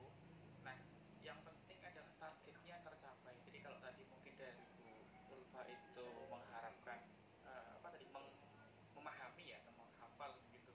Nah, yang teman-temannya juga diberikan target yang sama. Ketika mereka berjalan dan sebagainya, bukan hanya berjalan itu bukan dimanfaatkan untuk bercanda atau yang lainnya, tetapi juga digunakan untuk kegiatan menghafal, sehingga tujuan itu tercapai. Itu yang saya terapkan. Jadi saya tuntut mereka boleh seperti ini, tapi juga hasilnya harus seperti itu. Kemungkinan kan saya sudah kelas 5, jadi anak-anak juga sudah memiliki rasa tanggung jawab. Terima kasih. Siap. Oke, terima kasih Mas Mukholis, luar biasa. Artinya ada sebuah solusi dari Mas Mukholis terkait dengan pertanyaan Bu Ulfa tadi. Ada satu anak yang memang bergaya belajar kinestetik, kemudian ketika diberi kesempatan untuk itu, anak yang lainnya merasa perlakuan Bu Ulfa tidak adil dan meminta kesempatan yang sama. Tidak salah yang disampaikan Mas Mukholis tadi, bahwa silakan diberikan kesempatan yang sama untuk mereka. Tetapi harus dalam kondisi yang kondusif. Artinya bukan pergerakan yang liar. Bukan pergerakan yang tanpa tujuan. Boleh, silahkan diberi kesempatan seperti yang disampaikan Mas Mukholis tadi, silahkan diberikan kesempatan yang sama. Ayo, sama-sama kita, jadi bukan berkeliling saja, tapi diberikan kesempatan semuanya untuk bergerak. Diatur pergerakan yang seperti apa yang kira-kira membuat semua anak-anak itu bersemangat. Semua anak-anak senang. Tapi itu tadi, target harus tetap tercapai, harus tetap diutamakan. Misalnya, targetnya adalah menghafal surah. Menghafal Bu Ulfa ya. Di sini tuntutannya adalah menghafal. Jadi dalam pergerakan itu silahkan diadakan semacam pertandingan. Dibuat kelompok. Itu namanya strategi. Silahkan dibuat kelompok yang melibatkan semua anak. Artinya dengan diberikan kesempatan yang sama, dengan belajar berkelompok tadi, dengan membuat pergerakan, si kinestetik ini merasa diberi layanan. Jangan hanya dia sendiri. Ya kalau dia sendiri ya otomatis yang lainnya akan ngiri. Kenapa itu boleh dibolehin jalan-jalan? Kenapa saya enggak? Mestinya kalau targetnya itu sama, harus bisa sama-sama menghafal. Sedangkan gaya belajar mereka berbeda, Bu Ulfa mestinya punya strategi, bukan hanya kemudian mengakomodir yang bergaya belajar kinestetik tadi, tapi semuanya.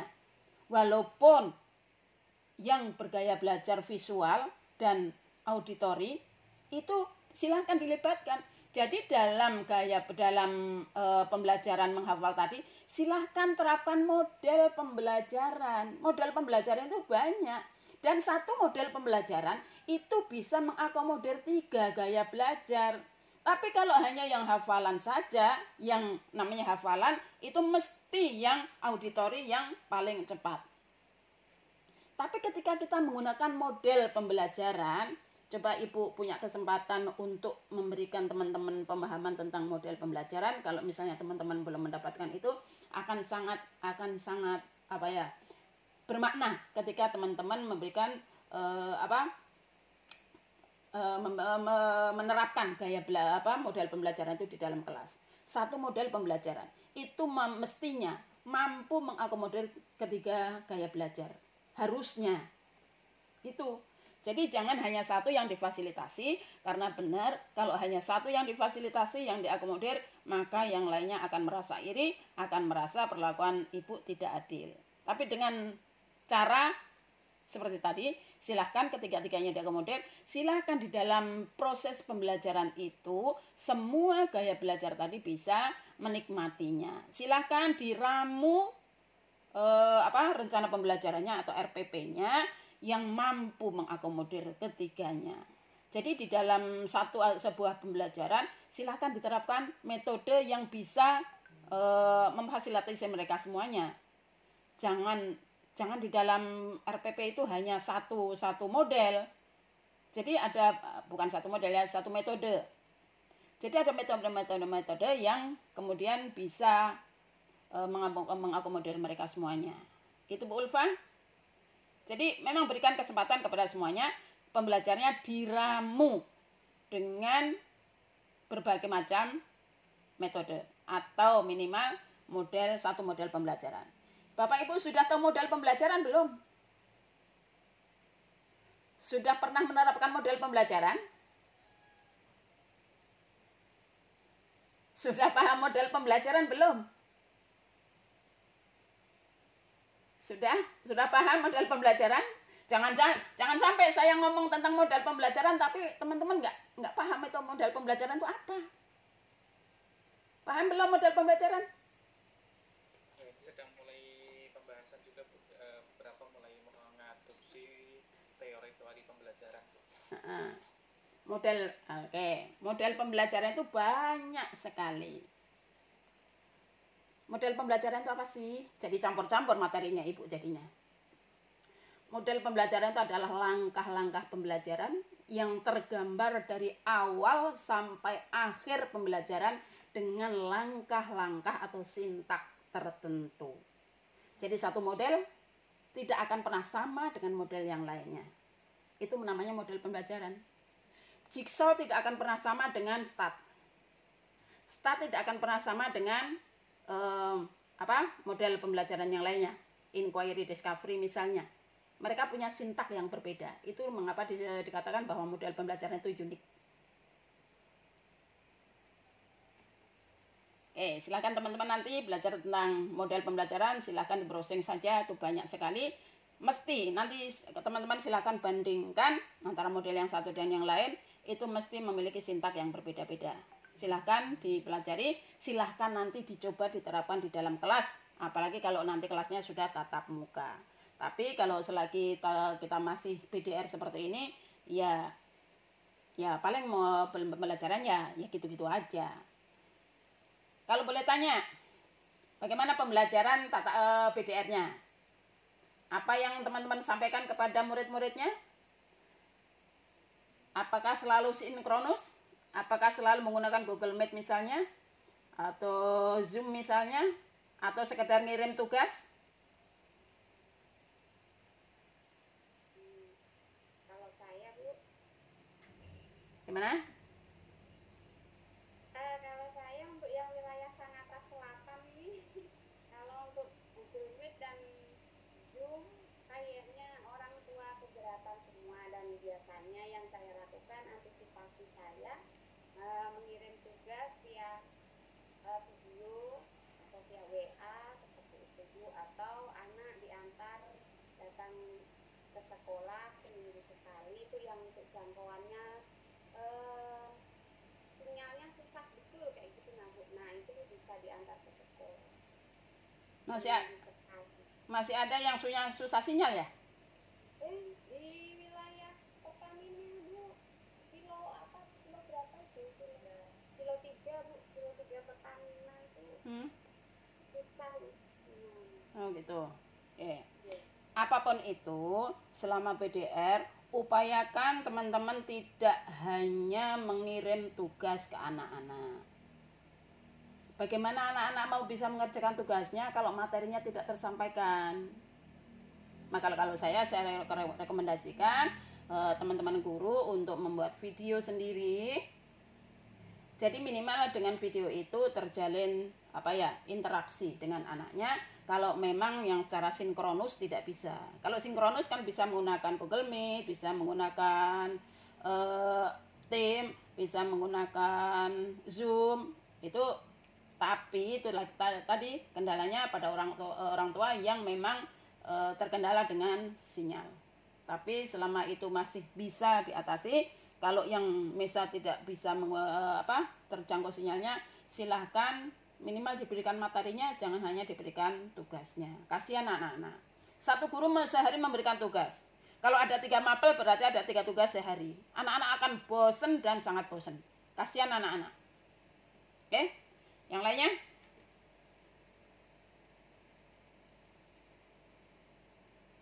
Ini Bu Ririn ada di luar ruangan ya? Bu Ririn? Halo?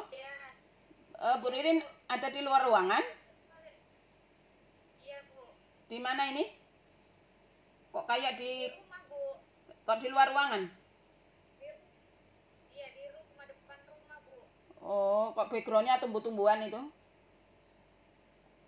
Karena di kebun rumah saya Bu. Oh, makanya itu kok kayaknya berada di luar ruangan gitu. Oke. Panas di dalam Bu. Ada yang mau disampaikan lagi? Silahkan. Kalau tidak, berlanjut. Banyak tadi yang disampaikan sama Bu Sumarsin, kelas 1 yang umurnya tadi dimanipulasi gitu ya. Ya. Istilahnya.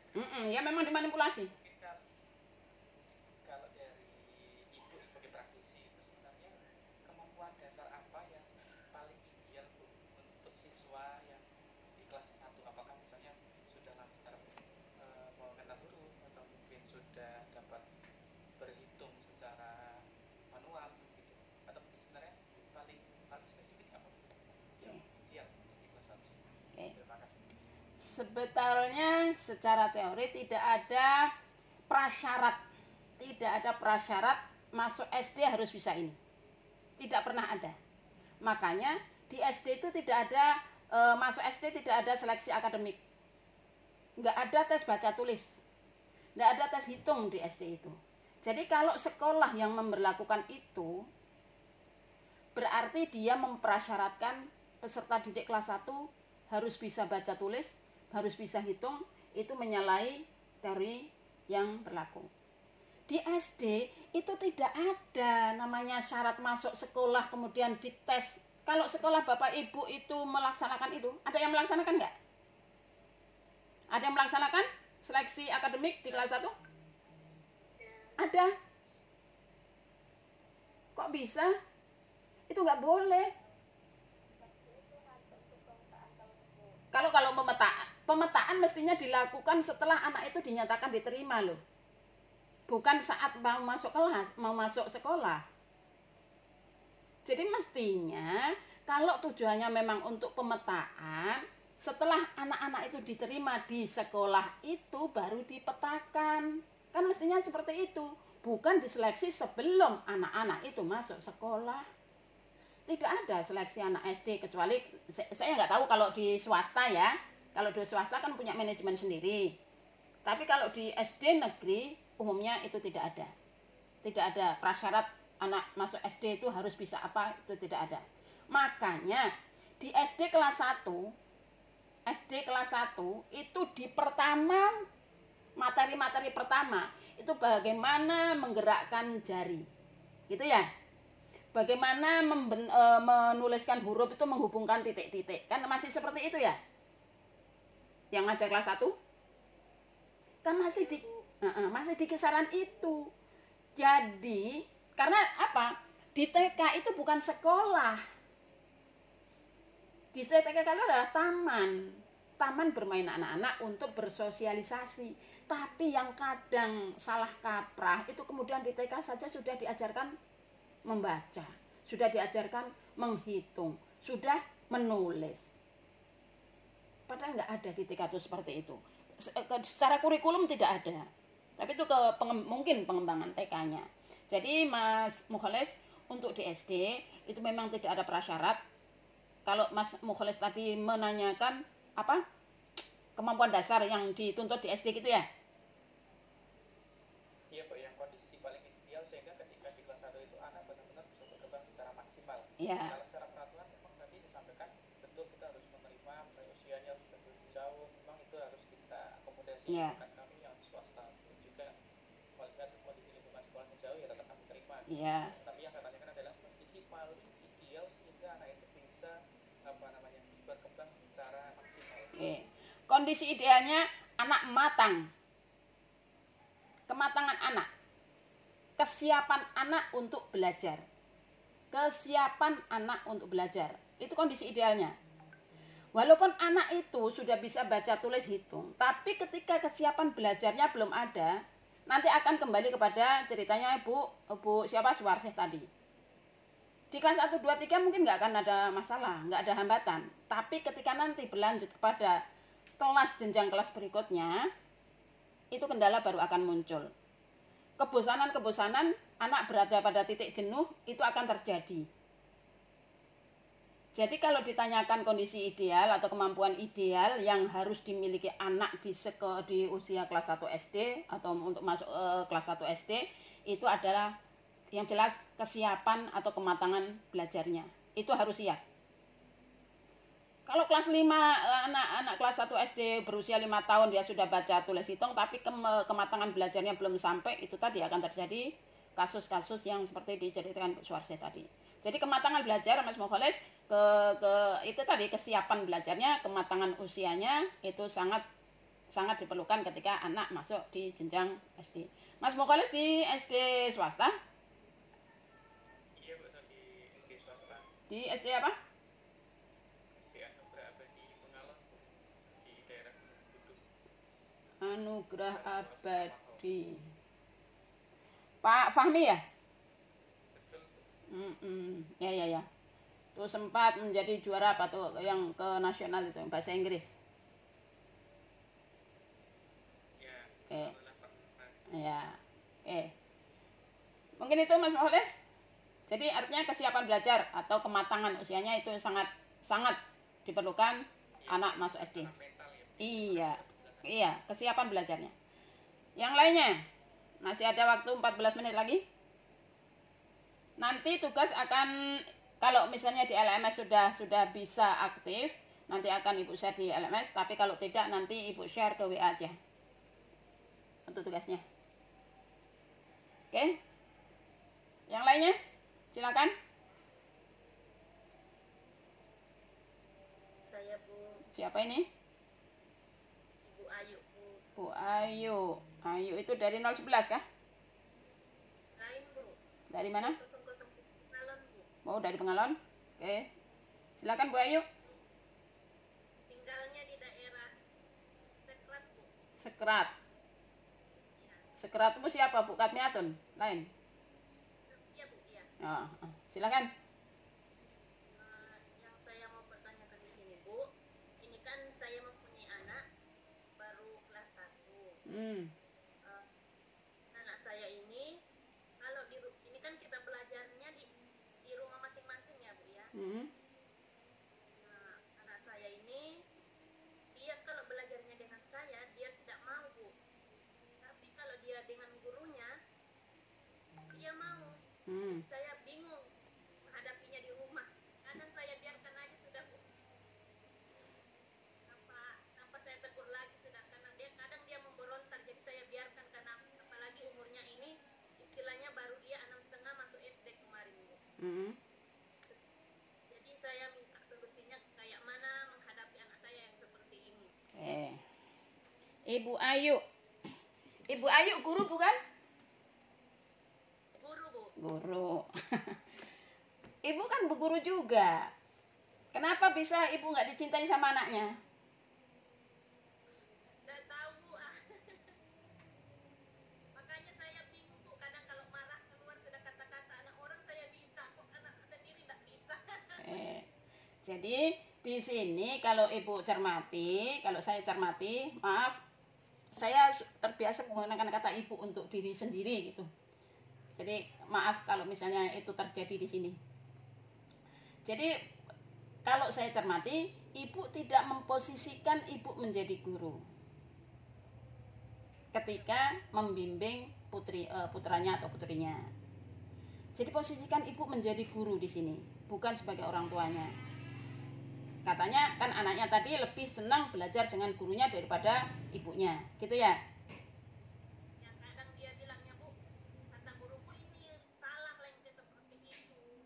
Oke, ibu sudah memberi pemahaman bahwa ada banyak jalan ke Roma. Jangan memaksakan caranya ibu.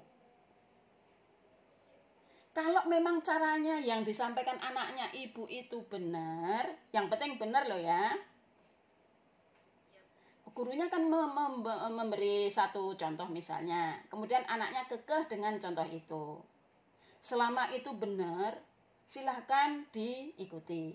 Dan diperkenalkan dengan cara yang lainnya. Diperkenalkan dengan cara lainnya. Diberi pengertian kepada anaknya, nak, karena ini banyak cara untuk menyelesaikan masalah ini. Tidak harus menggunakan ini. Tapi ibu jangan memaksakan kehendak cara ibu. Ibu kan guru. Jadi apalagi kalau... Ya gayanya tuh banyak gerak memang. Lah iya, karena sekarang ibu sudah belajar tentang perkembangan peserta didik. Ibu sudah tahu tentang modalitas belajar. Bagaimana ibu bisa memberikan layanan kepada anaknya ibu sendiri. Apalagi anaknya ibu itu kan cuma satu yang dibimbing ibu di rumah.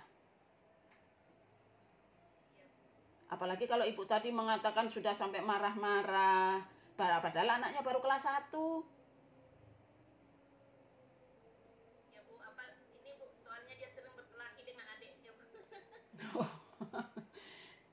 Ya itu perannya ibu kemudian yang berbicara. Namanya anak-anak berkelahi itu wajar. Yang nggak wajar berkelahi itu kalau orang tua. Namanya juga anak-anak. Itu bedanya dengan orang tua. Kalau anak-anak berkelahi itu bukan anak-anak lagi. Kita menuntut anak-anak untuk lurus saja. Itu nggak akan terjadi, Bu. Namanya juga anak-anak. Kita harus tahu karakteristiknya anak-anak. Anak-anak itu dalam posisi suka bermain, suka meniru, masih dalam tahapan itu. Kalau yang ibu kelahi dengan teman sekolahnya itu baru bermasalah. Tapi kalau anak-anak berkelahi dengan abangnya atau adiknya, ya itu hal yang wajar. Orang nggak ada 1 menit nanti dia udah baikan lagi. Hanya bagaimana ibu kemudian meluruskan, tidak membenarkan tentang kelahi. Tadi bagaimana perannya ibu sebagai orang tua. Jangan kalah sama anaknya. Anaknya masih kelas 1 loh ya. Di depan tadi saya sudah katakan jangan pernah dikendalikan oleh anak-anak. Kita harus punya power. Kita punya wibawa di hadapan anak-anak. Bagaimana punya wibawa? Itu dengan ilmu. Ilmu itu membuat kita wibawa. Ibu, ayo mana suaranya? Ya, ayo silakan cari strategi yang bisa kemudian ibu terapkan untuk membimbing anaknya. Jangan sampai ibu kalah sama anak. Nah, apalagi kalau masih kelas 1. Ya. Jangan maju marahnya. Kalau anak punya cara yang lain, itu harus diapresiasi. Wah, luar biasa ya, ternyata bu gurunya luar biasa caranya. Tapi mama punya cara, ibu punya cara yang lainnya, dan itu sama. Apalagi kalau kemudian ibu menemukan sebuah cara yang berbeda yang bisa diterima anak. Ibu jangan pernah memaksakan caranya ibu, tapi pelan-pelan menyampaikannya. Nah, caranya bukan hanya itu, ada cara yang lainnya. Coba sini, mama kasih tahu, mama ajarin cara yang lainnya. Gitu. Jangan, "Ma, ini kalau menurut bu guru bagaimana?" Itu salah. Itu yang tidak boleh, jangan menyalahkan. Kalau misalnya anak-anak kekeh dengan contoh dari gurunya, dengan cara dari gurunya, ibu teliti. Kalau itu caranya benar, biarkan anak menggunakan cara itu. Kenalkan pada anak cara yang lainnya yang bisa digunakan. Beri pemahaman kepada anak-anak. Oke, Ibu? Oke, jangan memaksakan anak-anak, ya. Oke, ada yang lainnya? Ada lagi?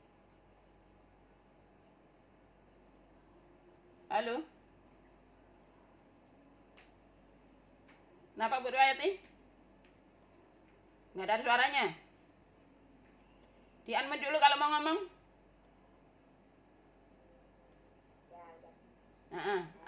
Apa? Baik. Kalau saya malah punya siswa, bukan di sekolah sih Bu, karena saya alhamdulillah buka les di rumah. Nah, murid saya ini kisarannya usianya dari 3 tahun dia belajar sama saya. Memang betul tadi kata ibu, ini saya cuma sharing aja, mungkin teman-teman sama aja kayak saya pernah menghadapi masalah seperti ini. Punya siswa yang belum masanya, belum waktunya, mungkin dia belum TK Bu, belum sekolah, tapi semangat belajarnya memang antusias sekali. Jadi dari usia 3 tahun dia sudah belajar ngeles sama saya. Sampai sekarang dia usia 5 tahun sudah belajar penambahan 4 tambah 3, 7 tambah 3, 9 tambah, seperti itu. Memang sudah terbiasa, karena terbiasa dari umur 3 tahun tadi. Cuma saya takutnya kayak gitu lagi nanti kalau ketika dia di titik jenuh. Anak tuh kadang kayaknya mempunyai titik jenuh, nanti terus kayak apa anak ini, cuman memang dia semangat belajar Bu, belajarnya sudah membaca aja sudah sampai jilid 3. Nah, makanya saya hanya sharing ke teman-teman. Saya pun punya menghadapi siswa yang seperti ini, anak yang memang punya minat untuk belajar itu tinggi, cuman usianya belum mencapai usia belajar yang belajar angka, yang belajar huruf. Itu saya hadapi dalam kehidupan saya gitu.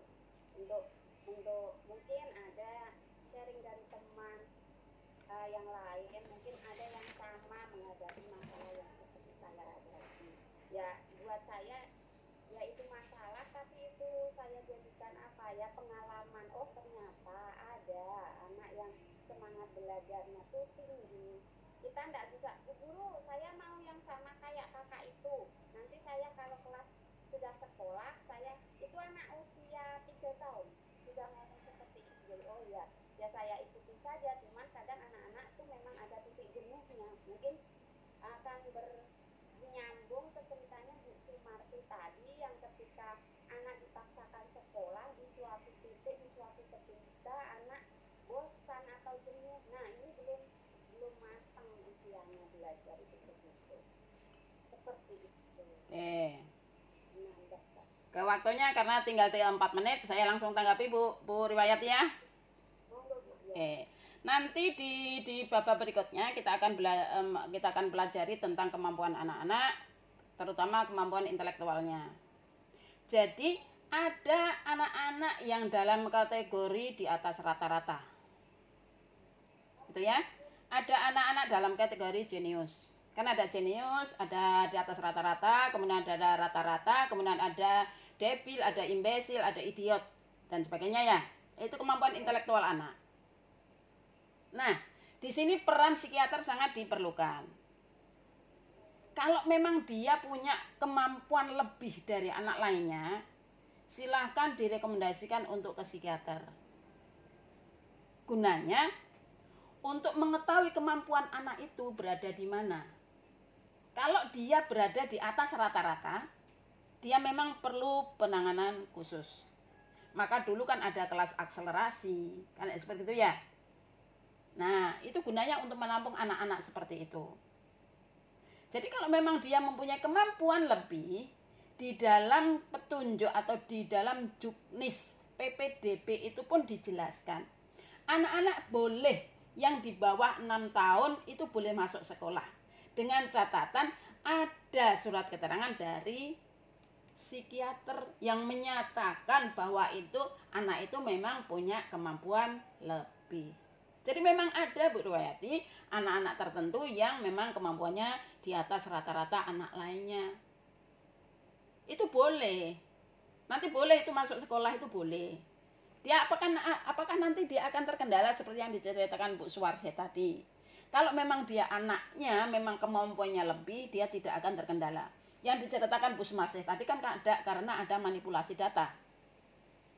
Kemauan orang tuanya yang pengen anaknya cepat sekolah, kemudian dituakan anaknya, kemudian memaksakan anaknya untuk sekolah.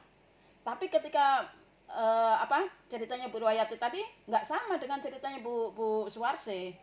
Kalau ini kan kayaknya memang punya kemampuan lebih.